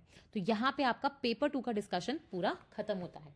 फिर अपन चलते हैं पेपर 3 की तरफ। एज यूजुअल इसमें भी 3 यूनिट्स हो जाएंगे। यूनिट 1 आपका पॉलिटी है, जिसमें इंडिया, वर्ल्ड, राजस्थान तीनों की पॉलिटी आएगी, इसमें करंट अफेयर्स भी इंक्लूडेड है। यूनिट 2 में आपका पब्लिक एडमिनिस्ट्रेशन आता है, ठीक है। और थर्ड में आपका पहले जहाँ पे मैं बोल रही हूँ स्पोर्ट्स एंड योगा भी हुआ करता था, अब वहाँ पे सिर्फ बिहेवियर और लॉ आता है, ठीक है। तो फटाफट अब अपन पेपर 3 भी देख लेते हैं। सबसे पहले अपन पॉलिटी की तरफ चलते हैं। सबसे पहले पता है एक मेजर चीज़ जो यहाँ पे हुई है, वो मतलब काफ़ी सारे वीडियोज़ में बताई भी नहीं गई, वो ये था कि पहली बार अब इंडियन पॉलिटी के साथ गवर्नेंस भी लिखा है। ये बिल्कुल यूपीएससी का पैटर्न है, यूपीएससी पॉलिटी एंड गवर्नेंस लिखता है। ठीक है। तो ये अब आपने इसकी हेडिंग में भी थोड़ा चेंज किया है। पहले आप देखोगे वर्ल्ड पॉलिटिक्स लिखा था, अब इसकी जगह आपने इंटरनेशनल अफेयर्स लिखा है। तब आप पॉलिटिक्स नहीं, इंटरनेशनल में होने वाली कोई भी चीज़ है, चाहे वो टैरिफ वॉर्स ही क्यों ना हो, वो भी अब इसका हिस्सा हो जाएंगे यूनिट 1 का। तो यूनिट 1 में एक और जो चीज़ करी है कि ये जो आप देख रहे हो ऊपर हेडिंग्स लिख के उनके नीचे ऐसे पॉइंट्स लिखे हैं। तो ये पहली बार ऐसा हुआ है कि आपने पूरे सिलेबस को यूनिट के अंदर ऐसे हेडिंग्स में डिवाइड करके उसके नीचे किया है। तो कि इससे क्या होता है, थोड़ा स्ट्रक्चर आ जाता है आपके सिलेबस को, नहीं तो कोई भी चीज़ कहीं भी तैर रही है। ठीक है। पहले जहाँ पे सिर्फ कॉन्स्टिट्यूशन लिखा था, उसकी फ्रेमिंग और उसके फीचर्स के बारे में, अब आपने इसमें एक तो 2 चीज़ें नई ऐड करी हैं और कुछ चीज़ें हटा दी। पहले प्रियम्बल ना ऐसे आउटराइटली लिखा था, ठीक है, और कॉन्स्टिट्यूशन की फ्रेमिंग और फीचर्स। अब इसकी जगह आपने क्या लिखा, उसका फिलोसफिकल बेसिस, उस पर इन्फ्लुएंसेस कहाँ कहाँ से पड़े, कॉन्स्टिट्यूएंट असेंबली जो है उसके बारे में। पहले कॉन्स्टिट्यूएंट असेंबली लिखी नहीं थी, फ्रेमिंग लिखी थी। तो कॉन्स्टिट्यूएंट असेंबली में कौन कौन थे, क्या क्या इंपॉर्टेंट रोल प्ले किया, वो आप नहीं भी पढ़ते तो चलता। लेकिन अब अगर ये वाला क्वेश्चन आ जाए कि important role of women in constituent assembly in formation of constitution, तो वो आप ये नहीं बोल सकते कि आउट ऑफ सिलेबस है, क्योंकि कॉन्स्टिट्यूएंट असेंबली एज अ शब्द आप डेफिनेटली मेंशन कर दिया है। वैसे ही बेसिक स्ट्रक्चर डॉक्ट्रिन अमेंडमेंट पहले भी था, लेकिन कॉन्स्टिट्यूशनल चेंजेस कौन कौन से मेजर हुआ है, जैसे इसमें 42nd अमेंडमेंट, 44, 73rd, 74, तब इनके बारे में आपको स्पेसिफिकली पढ़ना पड़ेगा, क्योंकि ये 5 मार्क्स के क्वेश्चन में इजीली पूछे जा सकते हैं। वैसे ही जो नया ऐड हुआ है वो ये है कि कॉन्स्टिट्यूशनल डेवलपमेंट क्या हो रहे हैं, जुडिशियल प्रोनाउंसमेंट्स। आपको पता है कि जुडिशरी ने नालसा हो, नास फाउंडेशन का केस हो, आपका जौहर वाला केस हो, ठीक है, अभी आपका जो नए नए केसेस आ रहे हैं, सबरीमाला टेम्पल वाला है ना, ईडब्ल्यूएस के जो रिजर्वेशन वाला था, तो ये सारे केसेस आपको पढ़ने पड़ेंगे, क्योंकि ये आपके जुडिशियल प्रोनाउंसमेंट्स हैं। वैसे ही कॉन्स्टिट्यूशनल मोरालिटी क्या होती है, very very important, UPSC mains में ऑलरेडी 10 नंबर का क्वेश्चन आ चुका है, तो वहाँ से आप एक क्वेश्चन देख सकते हो कॉन्स्टिट्यूशनल मोरालिटी के ऊपर। और ट्रांसफॉर्मेटिव कॉन्स्टिट्यूशनलिज्म क्या होता है, वेरी वेरी इंपॉर्टेंट। ये बेसिकली जो बच्चे पॉलिटी PSIR अपना ऑप्शन लेते थे ना, उसमें पढ़ते थे ये, तो ये पॉलिटिकल साइंस का कॉन्सेप्ट होता है ट्रांसफॉर्मेटिव कॉन्स्टिट्यूशनलिज्म। अब आपको भी थोड़ा पढ़ना पड़ेगा। वैसे ही इंस्टीट्यूशनल फ्रेमवर्क के अंदर पहले वाइस प्रेसिडेंट मेंशन नहीं था, अब वाइस प्रेसिडेंट एक्सक्लूसिवली मेंशनड है, तो पढ़ लेना। पहले फेडरलिज्म और सेंट्रल स्टेट रिलेशंस लिखा था, अब सिर्फ सीधा लिखा है फेडरलिज्म के इमर्जिंग ट्रेंड्स। ठीक है। तो फेडरलिज्म में क्या प्रॉब्लम्स आ रही हैं, क्या आपने नए इंस्टीट्यूशंस बनाए हैं, ठीक है, उन वो कैसे फंक्शन कर रहे हैं, क्या मतलब क्या इशूज़ हैं, क्या चैलेंजेस हैं, आपको सब पढ़ना पड़ेगा। पहले सुप्रीम कोर्ट हाई कोर्ट पहले से था, लेकिन वर्चुअल कोर्ट, ई कोर्ट्स और ई कमेटी नहीं था, और अब ये सबसे इंपॉर्टेंट पार्ट हो गया है, क्योंकि आपको पता है ई कोर्ट्स हर जगह लग गए हैं, वर्चुअल कोर्ट्स भी आने लग गए हैं, तो अब इसके बारे में ज़रूर पढ़ना है। पहले जो था और वो अब नहीं है, वो ये है कि election commission of India, CAG, NITI Aayog, ये सारी चीज़ें तो थी ना, पहले आपके पॉलिटी के पेपर में इंक्लूडेड थी, मतलब पेपर 3 में यूनिट 1 में थी। अभी क्या है, पेपर 3 का हिस्सा है, लेकिन यूनिट 2 में है। ठीक है। तो ये आप देख लो, यहाँ पे दिख रहा है, कहीं भी ये इंस्टीट्यूशंस जो थे वो मेंशन थे, वो हटा दिए गए हैं, अभी यूनिट 2 का हिस्सा है। ठीक है। वैसे ही मतलब ये पब्लिक एडमिनिस्ट्रेशन का हिस्सा बना दिए गए हैं, अभी आपके पॉलिटी के पेपर से हटा दिए गए हैं। वैसे अगर आप डायनेमिक्स ऑफ इंडियन पॉलिटी की बात करो, तो पहले क्या होता था, आपसे role of caste, religion, class, ethnicity, language, gender, ये सब लिखा था। अब बेसिकली आपने इसकी जगह ब्रॉड टर्म लिखा है। ब्रॉड क्या लिखा है कि अब आप आइडेंटिटी बेस्ड पॉलिटिक्स है, जो कास्ट, क्लास, रिलीजन, एथनिसिटी के ऊपर होती है, आप इशू ड्रिवन और इंक्लूसिव पॉलिटिक्स की तरफ जा रहे हो। Gender participation, socio political implications, artificial intelligence का आपको पता है ना, पूरा वो जो केस हुआ था फेसबुक वाला, ठीक है, तो फेसबुक वाला जो केस हुआ था जिसमें इलेक्शंस को मॉडिफाई किया गया था, ठीक है, तो वो जो केस था, उससे आपको पता लगा कि आर्टिफिशियल इंटेलिजेंस कैसे आपके वोटिंग बिहेवियर को और वोटर्स को मोबिलाइज कर सकता है। तो ये अब एक बहुत इंपॉर्टेंट मतलब मुझे ऐसा लगता है, कैम्ब्रिज एनालिटिका वाला जो केस हुआ था, वो अब आपको यहाँ पे एग्जाम्पल की तरह मेंशन कर सकते हो। वैसे ही जो इंडियन डेमोक्रेसी में क्या कंटेम्प्रेरी शिफ्ट्स हो रहे हैं, रीजनलिज्म आपका असर्टिव हो रहा है, कोलिशन रीअलाइनमेंट, जैसे आपने भी देखा होगा, एक जगह तो महायुति अलायंस बन रहा है, फिर कई जगह आप देखोगे कांग्रेस जो है वो बेसिकली उद्धव ठाकरे के साथ मिलके, सॉरी शिवसेना जो है कहीं वो उद्धव ठाकरे के साथ मिलकर भी पार्टिसिपेट कर रही है। तो जो भी ये रीअलाइनमेंट्स चल रहे हैं कोलिशन के अंदर, ये अब नया टॉपिक है। तो कोलिशन गवर्नमेंट पे ऑलरेडी यूपीएससी मेंस में क्वेश्चंस आ चुके हैं, तो वहां से आप एक रेफरेंस ले सकते हो कि क्या कोलिशन गवर्नमेंट पे क्वेश्चंस पूछे जा सकते हैं।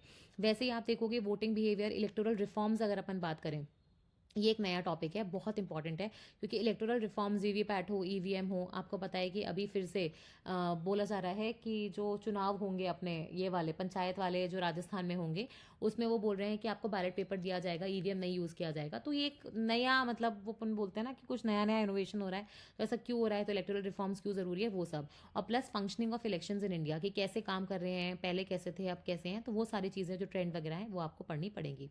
वैसे ही आप देखोगे पहले लिखा था कि issue issues related to national integrity या सिक्योरिटी, लेकिन ये बहुत ही वेग सिलेबस है। यूपीएससी मेंस में एक सिलेबस होता है इंटरनल सिक्योरिटी करके, ठीक है, वो यहाँ पे ऐसा सच मेंशन नहीं था, बस ये लिखा हुआ था इशूज़ क्या है नेशनल इंटेग्रिटी और सिक्योरिटी के, जो बहुत ही एक वेग स्टेटमेंट है, ठीक है। लेकिन अब प्रॉपर इंटरनल सिक्योरिटी के जो नोट्स वहाँ पे आपने बनाए थे वो यहाँ पे काम आ जाएंगे। नहीं भी बनाया तो बता देना, ये तो मतलब ईजिली प्रोवाइड किए जा सकते हैं, क्योंकि खुद यूपीएससी की तैयारी करिए तो इंटरनल सिक्योरिटी के नोट्स प्रिपेयर्ड ही हैं। तो थ्रेट्स क्या हैं, फोर्सेस क्या क्या है, एजेंसीज के मैंडेट्स क्या, उनका रोल क्या है, हमारे चैलेंजेस क्या है इंटरनल सिक्योरिटी में। इसमें जो आपका ड्रग वाला टॉपिक वहाँ से हटाया गया है ना पुराने यूनिट और पेपर में से, वो अब यहाँ पे आ जाएगा, क्योंकि ड्रग अब्यूज़ आपका इंटरनल सिक्योरिटी चैलेंज है, ठीक है। देख रहे हो, मतलब मुझे इतना प्यारा लगा ये जो सिलेबस में चेंजेस आए हैं, क्योंकि आपने इतने सोच के ये सिलेबस बनाया है, आपने जो टॉपिक्स रेलेवेंट थे उनको रेलेवेंट जगह पे डाला है, जहाँ पे डबल बार रिपीट हो रहे थे उनको वहाँ से टाके। ड्रग वाला एक्चुअली पूरा टॉपिक इंटरनल सिक्योरिटी का ही चैलेंज है और वो वहीं आना चाहिए, ठीक है।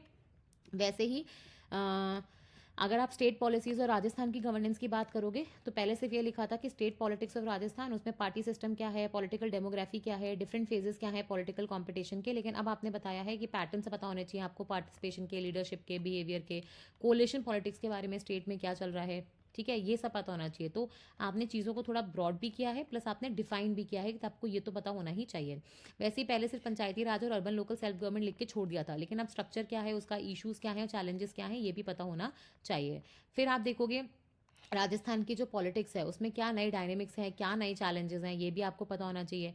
प्लस जो फ्रेमिंग है पब्लिक पॉलिसी की राजस्थान में, कि उसमें कौन से इंस्टीट्यूशंस है, जैसे आपको यहाँ पे जो अपना ये वाला इंस्टीट्यूट बेयरफुट कॉलेज जो है अपना, ज़रा मुझे कोई बताना चाहेगा ये बेयरफुट कॉलेज की पूरी कहानी और अरुणा रॉय से कैसे एसोसिएटेड है, ठीक है। तो ये इंस्टीट्यूशंस, प्रोसेसेस, आरटीआई में आपको पता है मजदूर किसान शक्ति संगठन और राजस्थान का रोल उसके अंदर, तो है ना।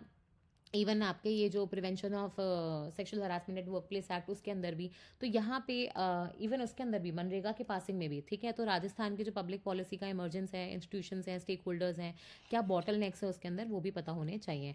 और सबसे इंपॉर्टेंट है ई गवर्नेंस, क्योंकि आपको पता है सरकार चलते चलते भी ई गवर्नेंस तो ऐसे यूज़ करती है हर चीज़ में कि मतलब ई गवर्नेंस अब ई गवर्नेंस ही बन गया है। तो यहाँ पे उसके क्या चैलेंजेस हैं, क्या अपने अपने अचीवमेंट्स करें, वो सारी चीज़ें आपको पता होनी चाहिए।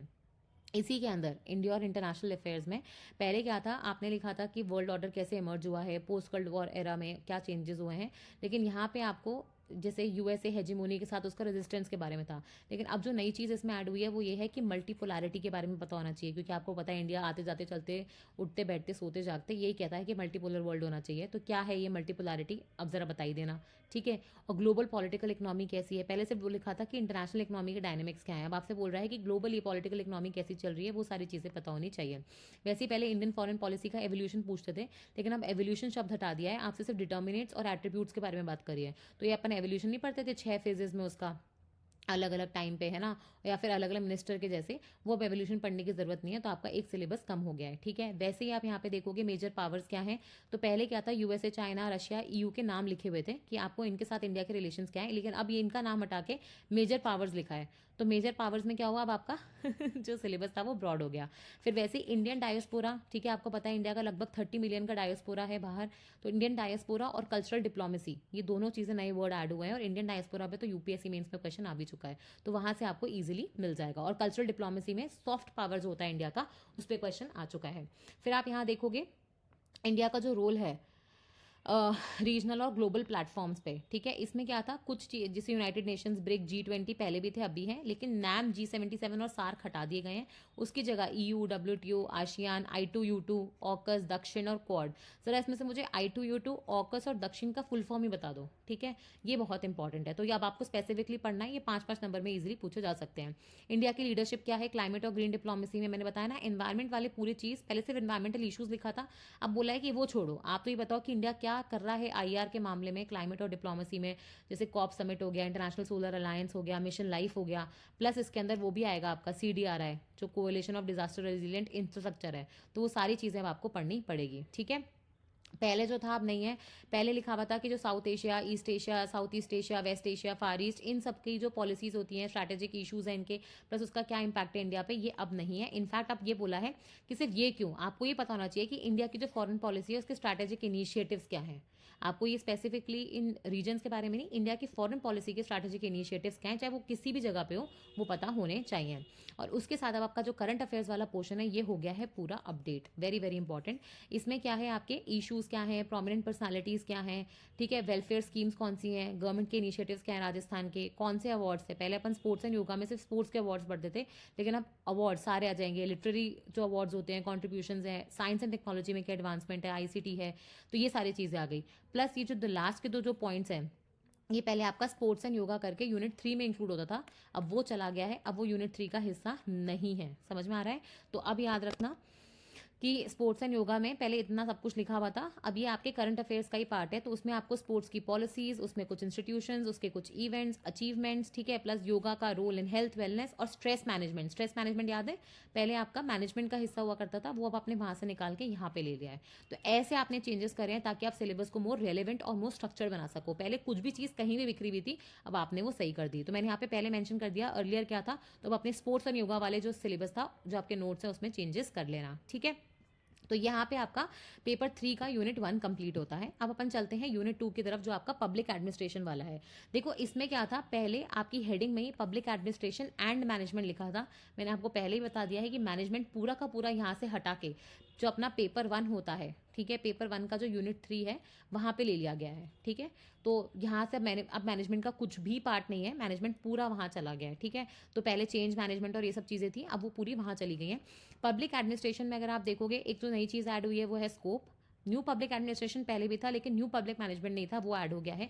गुड गवर्नेंस, क्योंकि ई गवर्नेंस आ रहा है, तो good governance, new public service, ये सब ऐड हुआ है। वैसे ही theories and approaches very very important, ये पढ़ लेना क्योंकि अब ये पूछे जाने की पूरी संभावना है। Scientific management, human relation, behavioural, structural, functional, ecological, ये थ्योरीज होती थी पब्लिक एडमिनिस्ट्रेशन की। ये पहले नहीं थी, मेंशन भी नहीं थी, तो लोग पढ़ते भी नहीं थे, लेकिन अब ये पढ़नी पड़ेंगी क्योंकि स्पेसिफिकली मेंशन है।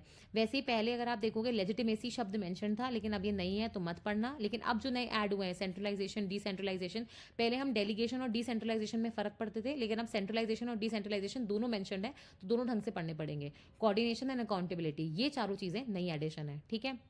वैसे ही administrative behaviour, leadership, communication, morale, ये तीनों चीज़ें नहीं है, तो तीनों के बारे में पढ़ना पड़ेगा।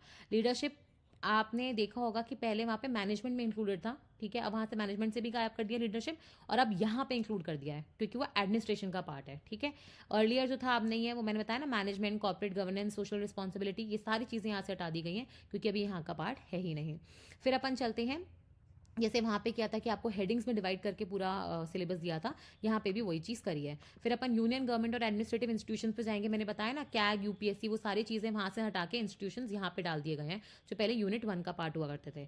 फिर यहाँ पे जो एडिशन हुआ है वो है पर्सनल एडमिनिस्ट्रेशन का, कि रिक्रूटमेंट, ट्रेनिंग कैसे करते हैं, इसमें जो अपनी नई पॉलिसीज़ और नीतियाँ वगैरह आई हैं, ठीक है, आपका जो नया इंस्टीट्यूट भी आया है रिक्रूटमेंट के लिए, तो वो सारी चीज़ें आपको पढ़नी है ट्रेनिंग वगैरह के लिए, ठीक है। न्यूट्रलिटी हो गई, एनोनिमिटी सिविल सर्विसेज की, कोड ऑफ कंडक्ट जो पहले वहाँ का हिस्सा हुआ करता था आपका एथिक्स वाले पार्ट का, अब वो यहाँ पे डाल दिया गया है, ठीक है।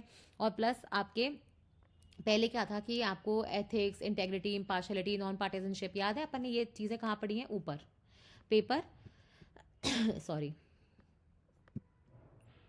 अपन ने, एक मिनट, यहाँ पे पेपर 2 के अंदर अपन ने ये चीज़ें देखी थी, ठीक है। तो ये जो अपन जो वर्ड्स पढ़ रहे थे, देखो, इम्पार्शलिटी, नॉन पार्टिजनशिप, तो एडमिनिस्ट्रेटिव एथिक्स का पार्ट बन गया है, अब इसको नीचे वाले पार्ट से हटा दिया गया है। तो यही मैं चीज़ें बता रही हूँ, सिलेबस बहुत डिफाइन किया है, मतलब बहुत सोच समझ के बनाया है कि चीज़ें रिपीट नहीं हो, आपको जो चीज़ आपने पहले पढ़ ली पेपर में, अब वो यहाँ पे नहीं है। तो ये वाले जो नोट्स हैं पूरे, ठीक है, एथिक्स, इम्पार्शलिटी, नॉन पार्टिजनशिप वाले, अब इसको ऊपर सरका देना, तो सिलेबस तो सेम ही है, ठीक है। फिर इशूज़ इन एडमिनिस्ट्रेशन अगर आप देखोगे, तो मिनिस्टर और सिविल सर्वेंट्स के जो आपको बताया कॉन्फ्लिक्ट्स होते हैं, यूनियन स्टेट में जो प्रॉब्लम्स आती हैं, है ना, एडमिनिस्ट्रेटिव रिफॉर्म्स क्या है, सोशल ऑडिट क्या है, ये सारी चीज़ें अब यहाँ पे आ गई, very very important. Social audit जो पहले ऊपर वाले हिस्सा हुआ करता था, यहाँ पे एक तो पॉलिटी का भी हिस्सा हुआ करता था और एक एडमिनिस्ट्रेटिव एथिक्स का, वो आपने यहाँ पे इंक्लूड कर दिया है, ठीक है। तो ऐसे आपने सिलेबस को थोड़ा और डिफाइन किया है, तो ये आपको पढ़ना पड़ेगा। फिर अगर आप चलोगे कंपैरेटिव पब्लिक एडमिनिस्ट्रेशन पे। तो ये अब नई चीज़ ऐड हुई है कि कैसे आप अपने एडमिनिस्ट्रेटिव सिस्टम्स को यूएस, यूके, फ्रांस और चाइना से कंपेयर करोगे। ये हमेशा से यूपीएससी का पार्ट था, यूपीएससी में मेंस में क्वेश्चंस भी आ चुके हैं, ठीक है, तो वहाँ से आपको रेफरेंस मिल सकता है। फिर अपन स्टेट और डिस्ट्रिक्ट एडमिनिस्ट्रेशन की अगर बात करेंगे तो पहले क्या लिखा हुआ था कि पहले ऐसे पुलिस एडमिनिस्ट्रेशन, रेवेन्यू बोर्ड नहीं लिखा हुआ था, तो अब रेवेन्यू बोर्ड स्पेसिफिकली है तो इसके बारे में पढ़ना ही पड़ेगा। प्लस पहले क्या था, Rajasthan public service commission, hearing act और पब्लिक सर्विस एक्ट था, ये अब हटा दिया गया है, तो अब इन एक्ट के बारे में आपको पढ़ना ही नहीं है। वैसे पहले क्या था कि आपने ना कलेक्टर और ये सब लिखा हुआ था, तहसीलदार, एसपी, है ना, सब डिविजनल, तो लेकिन अब क्या किया है, आपने इसको ब्रॉड कर दिया कि भाई आप तहसीलदार के बारे में नहीं, आप पूरे रेवेन्यू एडमिनिस्ट्रेशन के बारे में पढ़ो, जिसका तहसीलदार सिर्फ एक हिस्सा होता है। आप पुलिस एडमिनिस्ट्रेशन, एसपी के बारे में नहीं, पूरे पुलिस एडमिनिस्ट्रेशन के बारे में पढ़ो। आप देखोगे कि सिर्फ डीएम के बारे में नहीं, पूरे डेवलपमेंट एडमिनिस्ट्रेशन के बारे में पढ़ो, तो आपने थोड़ा सा बढ़ा दिया है इसको, ठीक है। तो ये सिलेबस यहाँ पे थोड़ा ब्रॉड हुआ है, तो अब आपको सब पढ़ना पड़ेगा।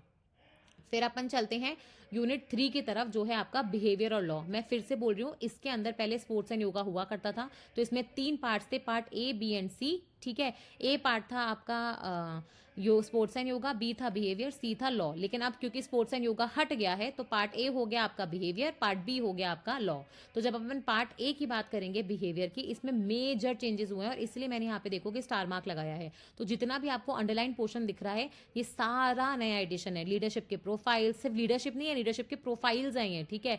लीडर ऑफ टुमारो क्या होंगे, उनकी अपॉर्चुनिटीज क्या है, कम्युनिकेशन कैसे होता है वर्क प्लेस पे, साइबर स्लैकिंग नया टर्म है, साइबर लोफिंग नया टर्म है, मून लाइटिंग नया टर्म है, राइसेक मॉडल क्या होता है, पर्सन फिट एनवायरमेंट क्या होता है। तो जिन्होंने भी एमबीए पढ़ा है ना, वहां पे आप देखोगे बिहेवियर करके पूरा एक कोर्स वर्क होता है, वो यहाँ पे आपको इंक्लूड करना पड़ेगा। वैसे ही जो बर्नआउट हो गया, स्ट्रेस हो गया, कोपिंग एट वर्क प्लेस हो गया, ऑक्यूपेशनल स्ट्रेस हो गया, ठीक है, स्ट्रेस मैनेजमेंट पहले भी था लेकिन अब ऑक्यूपेशनल स्ट्रेस हो गया, सोर्सेज एंड कोपिंग स्टाइल्स हो गया, पर्सनालिटी एंड स्ट्रेस हो गया, gender issues at work place हो गया। ये पहले नहीं था, ये स्पेसिफिकली नया ऐड हुआ है। पहले आप देख सकते हो ये सिलेबस हुआ करता था कि पर्सनालिटी के types, traits, determinants, assessment, lead learning, फिर है ना फॉरगिविंग, स्ट्रेस मैनेजमेंट, ठीक है, प्रमोशनल, मेंटल हेल्थ, ये सारी चीजें थी। लेकिन अब ये पूरा हटा के, तो इसके तो नोट्स मेजर चेंजेस होंगे। प्लीज पुराने वाले अगर कोई नोट्स बेच रहा है तो ले मत लेना, नुकसान ही है, फायदा कुछ नहीं है, क्योंकि पूरा सिलेबस चेंज हुआ है, हार्डली 10% सेम है, ठीक है। फिर अपन चलते हैं पार्ट बी की तरफ, जो पहले पार्ट सी हुआ करता था। इसके अंदर सबसे अच्छी चीज क्या करी है, लॉ के अंदर जो पहले रटने वाली चीजें थी ना, ओनरशिप, पोजेशन, इनमें फर्क क्या होता है, पर्सनालिटी, लाइबिलिटी, राइट्स, ड्यूटीज, और अलग अलग लोगों ने राइट्स और ड्यूटीज के बारे में क्या कहा है, उस पर 2 नंबर के क्वेश्चन पूछ लेते थे। अब पहली बात वो तो चला ही गया, बट इसमें एक नुकसान भी है कि पर्सनालिटी, लाइबिलिटी, ओनरशिप, पोजेशन में से ना पहले 5 नंबर के जो क्वेश्चन आते थे वो इतने ईजी होते थे क्योंकि वो स्ट्रेट फॉरवर्ड होते थे, ठीक है, और वो डायरेक्ट होते थे। अब वो चले गए, ये पूरा पार्ट हट गया है। अब आपको लॉ में सीधा एक्ट्स के बारे में और उनमें भी स्पेसिफिक सेक्शंस मेंशन कर दिए हैं। जैसे आरटीआई में आपको 1 से 20 पढ़ना है, आईटी एक्ट के अंदर आपको 1, 2 और उसमें भी क्या क्या पढ़ना है, सेक्शन 65, 66, बी से एफ, तो वो सब चीजें पढ़नी है। इंटेलेक्चुअल प्रॉपर्टी राइट्स पहले भी थे, ठीक है। वैसे ही crime against women and children में पहले सिर्फ डोमेस्टिक वायलेंस लिख के छोड़ दिया था, लेकिन अब आपको एक्ट का नाम भी लिखा है और प्लस सेक्शन भी बता दिए यही पढ़ने हैं।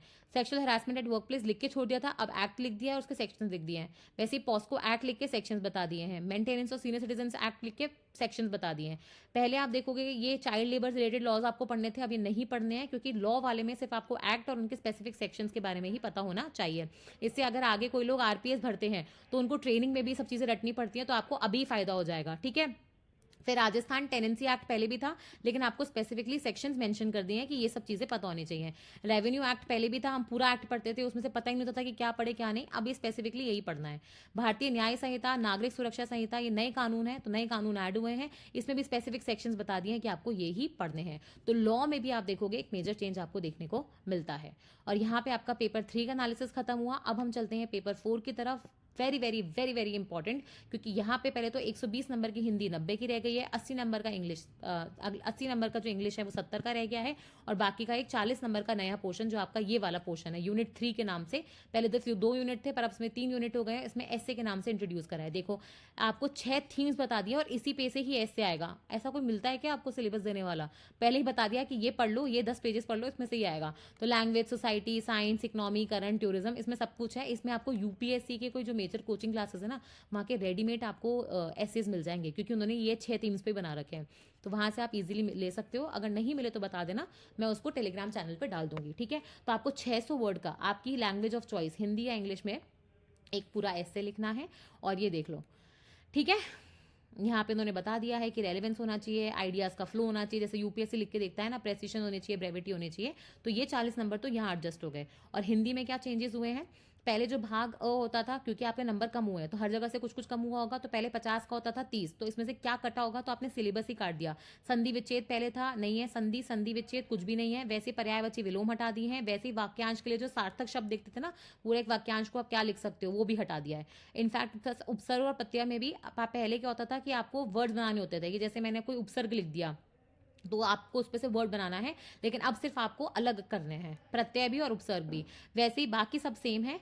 और एक और चीज़ जो नई ऐड हुई है वो ये है कि जो समश्रुत भिन्नार्थक शब्द होते हैं एक जैसे सुनने वाले, वो जो शब्द थे पहले सिर्फ आपको उनका अर्थ लिखना होता था, अब उनको वाक्य में प्रयोग करके उनका जो डिफरेंट मीनिंग है वो स्पष्ट करना होगा। तो ये चीज़ नहीं है, ये पता नहीं लोगों ने बताई नहीं है, बट ये इतना गौर से सब सिलेबस पढ़ोगे ना तभी आपको समझ में आएगा कि एग्जैक्टली क्या चेंजेस हुए हैं। वैसे जो भाग बी होता था और भाग सी है, इसमें क्या था कि आपने ना चेंजेस कर दिए, भाग बी और भाग सी को अलग अलग कर दिया। और इसमें क्या किया, जो पहले पत्र लेखन और प्रारूप लेखन इसी का हिस्सा हुआ करता था, अब वो अलग से लिख दिया है। पत्र लेखन में भी आपने एक नई एडिंग करी है, वो है रिपोर्ट राइटिंग, प्रतिवेदन। और प्रारूप लेखन में आपने कार्यालय ज्ञापन करके एक नई एडिशन किया है, ठीक है। तो ये इंपॉर्टेंट चीज़ है। वैसे ही अनुवाद जब करते हो आप अंग्रेजी अनुच्छेद का हिंदी में जब आप अनुवाद करते हो तो वो पहले 75 वर्ड्स का था, लेकिन अभी सिर्फ 50 शब्दों का ही है, ठीक है। तो ये आपके हिंदी के पेपर में चेंजेस थे। और फिर अपन चलते हैं अब इंग्लिश के पेपर में। तो इंग्लिश का भी पेपर पहले 80 का था, 70 का हो गया। अब इसमें क्या है, जो पहले चीज़ें थी हटा दी है। मैंने बताया ना 10 सेंटेंसेस में जो करेक्शन होते थे, article determiners, tenses, models, active passive voice, direct indirect जो अपन नरेशन करते थे, सिनोनिम और एंटोनिम, जैसे वहाँ पे पर्यायवाची विलोम था, तो ये चीज़ें यहाँ पे भी हट गई हैं। अब आपका देखोगे ग्रामर का पोर्शन बहुत छोटा रह गया है, तो जो विद्यार्थी हिंदी के थे जिनको इंग्लिश मीडियम में प्रॉब्लम आती थी, उनके लिए बहुत खुशखबरी की बात है कि सिलेबस कम हो गया है, ठीक है। यहाँ पे एप्लीकेशन करके नई चीज़ लिखी है, बट वो एक ही मतलब होता है कि जो भी आपके वर्ब्स आ रहे हो उसका एप्लीकेशन कैसे करोगे आप, तो आपको मतलब सेंटेंस बनाना पड़ेगा, तो वो होता है एप्लीकेशन का मतलब। और एक जो नई चीज़ ऐड हुई है वो ये है कि सेम वर्ड को आप डिफरेंट पार्ट ऑफ स्पीच, मतलब किसी चीज़ को आप नाउन, वर्ब, एडजेक्टिव अलग अलग तरीके से यूज़ कर सकते हो, वो अब यहाँ पे नया एडिशन है। वैसे ही अगर आप देखोगे सेकंड है आपका कॉम्प्रीहेंशन प्रेसी राइटिंग। तो पहले क्या होता था कि कॉम्प्रीहेंशन अलग होता था, प्रेसी के लिए आपको अलग पैसेज देते थे। अब बोले हम आपको एक ही पैसेज देंगे, उसी पे से कॉम्प्रीहेंशन वाले क्वेश्चन पूछ लेंगे और उसी की आपको प्रेसी करनी है। तो अब आपका टाइम बच जाएगा, क्योंकि फिर आपको ऐसे के लिए भी जो टाइम चाहिए है ना, तो वो टाइम आपका यहाँ से निकल जाएगा। पहले जो था प्रेसी राइटिंग आप 150 से 200 वर्ड में करते थे, और अब आप देखोगे 100 वर्ड के अंदर करोगे। पहले पैसेज जो था वो 250 अक्षर का था, लेकिन क्योंकि 250 वर्ड्स का था, लेकिन क्योंकि अब आप उसमें से ही प्रेसी लिखोगे तो आपको 300 वर्ड्स का पैसेज दिया जाएगा। पहले कंपलसरी था कि जो आपके 5 क्वेश्चन पूछे जाएंगे पैसेज में से, उसमें जो 5th क्वेश्चन होगा वो वोकेबलरी पे होता था, लेकिन अब वो चीज़ हटा दी है, तो ज़रूरी नहीं है कि आपका 5वां क्वेश्चन वोकेबलरी पे हो, ठीक है। वैसे ही आप देखोगे जो सी आपका होता है इसमें part C composition letter writing वाला, वो पहले 30 का था, 20 का रह गया, 10 नंबर काट दिए। प्लस उसमें क्या था कि आपको सिर्फ लेटर राइटिंग लिख के छोड़ दिया था, लेकिन आप कौन से लेटर, ऑफिस के हैं, नॉन ऑफिशियल हैं, डेमी ऑफिशियल हैं, किस तरीके के, वो नहीं था। तो अब आपको मेंशन कर दिया कि आपको ऑफिशियल लेटर, डेमी ऑफिशियल और ऑफिशियल मेमोरेंडम सबका आपको फॉर्मेट पता होना चाहिए, क्योंकि इसमें से कोई भी पूछा जा सकता है। वैसे ही पहले क्या था कि आपसे कोई एक पैसेज लिख के उसको इलेबरेट करवाते थे, कोई एक टॉपिक लिख के कि आप इलेबरेट करो, प्लस आप देखोगे एक पैराग्राफ भी लिख पाते थे। अब क्या हो रहा है कि वो पैराग्राफ हटा दिया है, तो आपको पैराग्राफ नहीं लिखना है, सिर्फ आपको इलेबरेशन ही करना है, ठीक है। तो ये, और एक और जो चीज़ थी कि पहले के जो सिलेबस आते थे ना, उसमें नीचे ना तो डेट लिखी होती थी कि वो कब पब्लिश हुआ है, और ना ही कहाँ से हुआ है और किसने दिया है।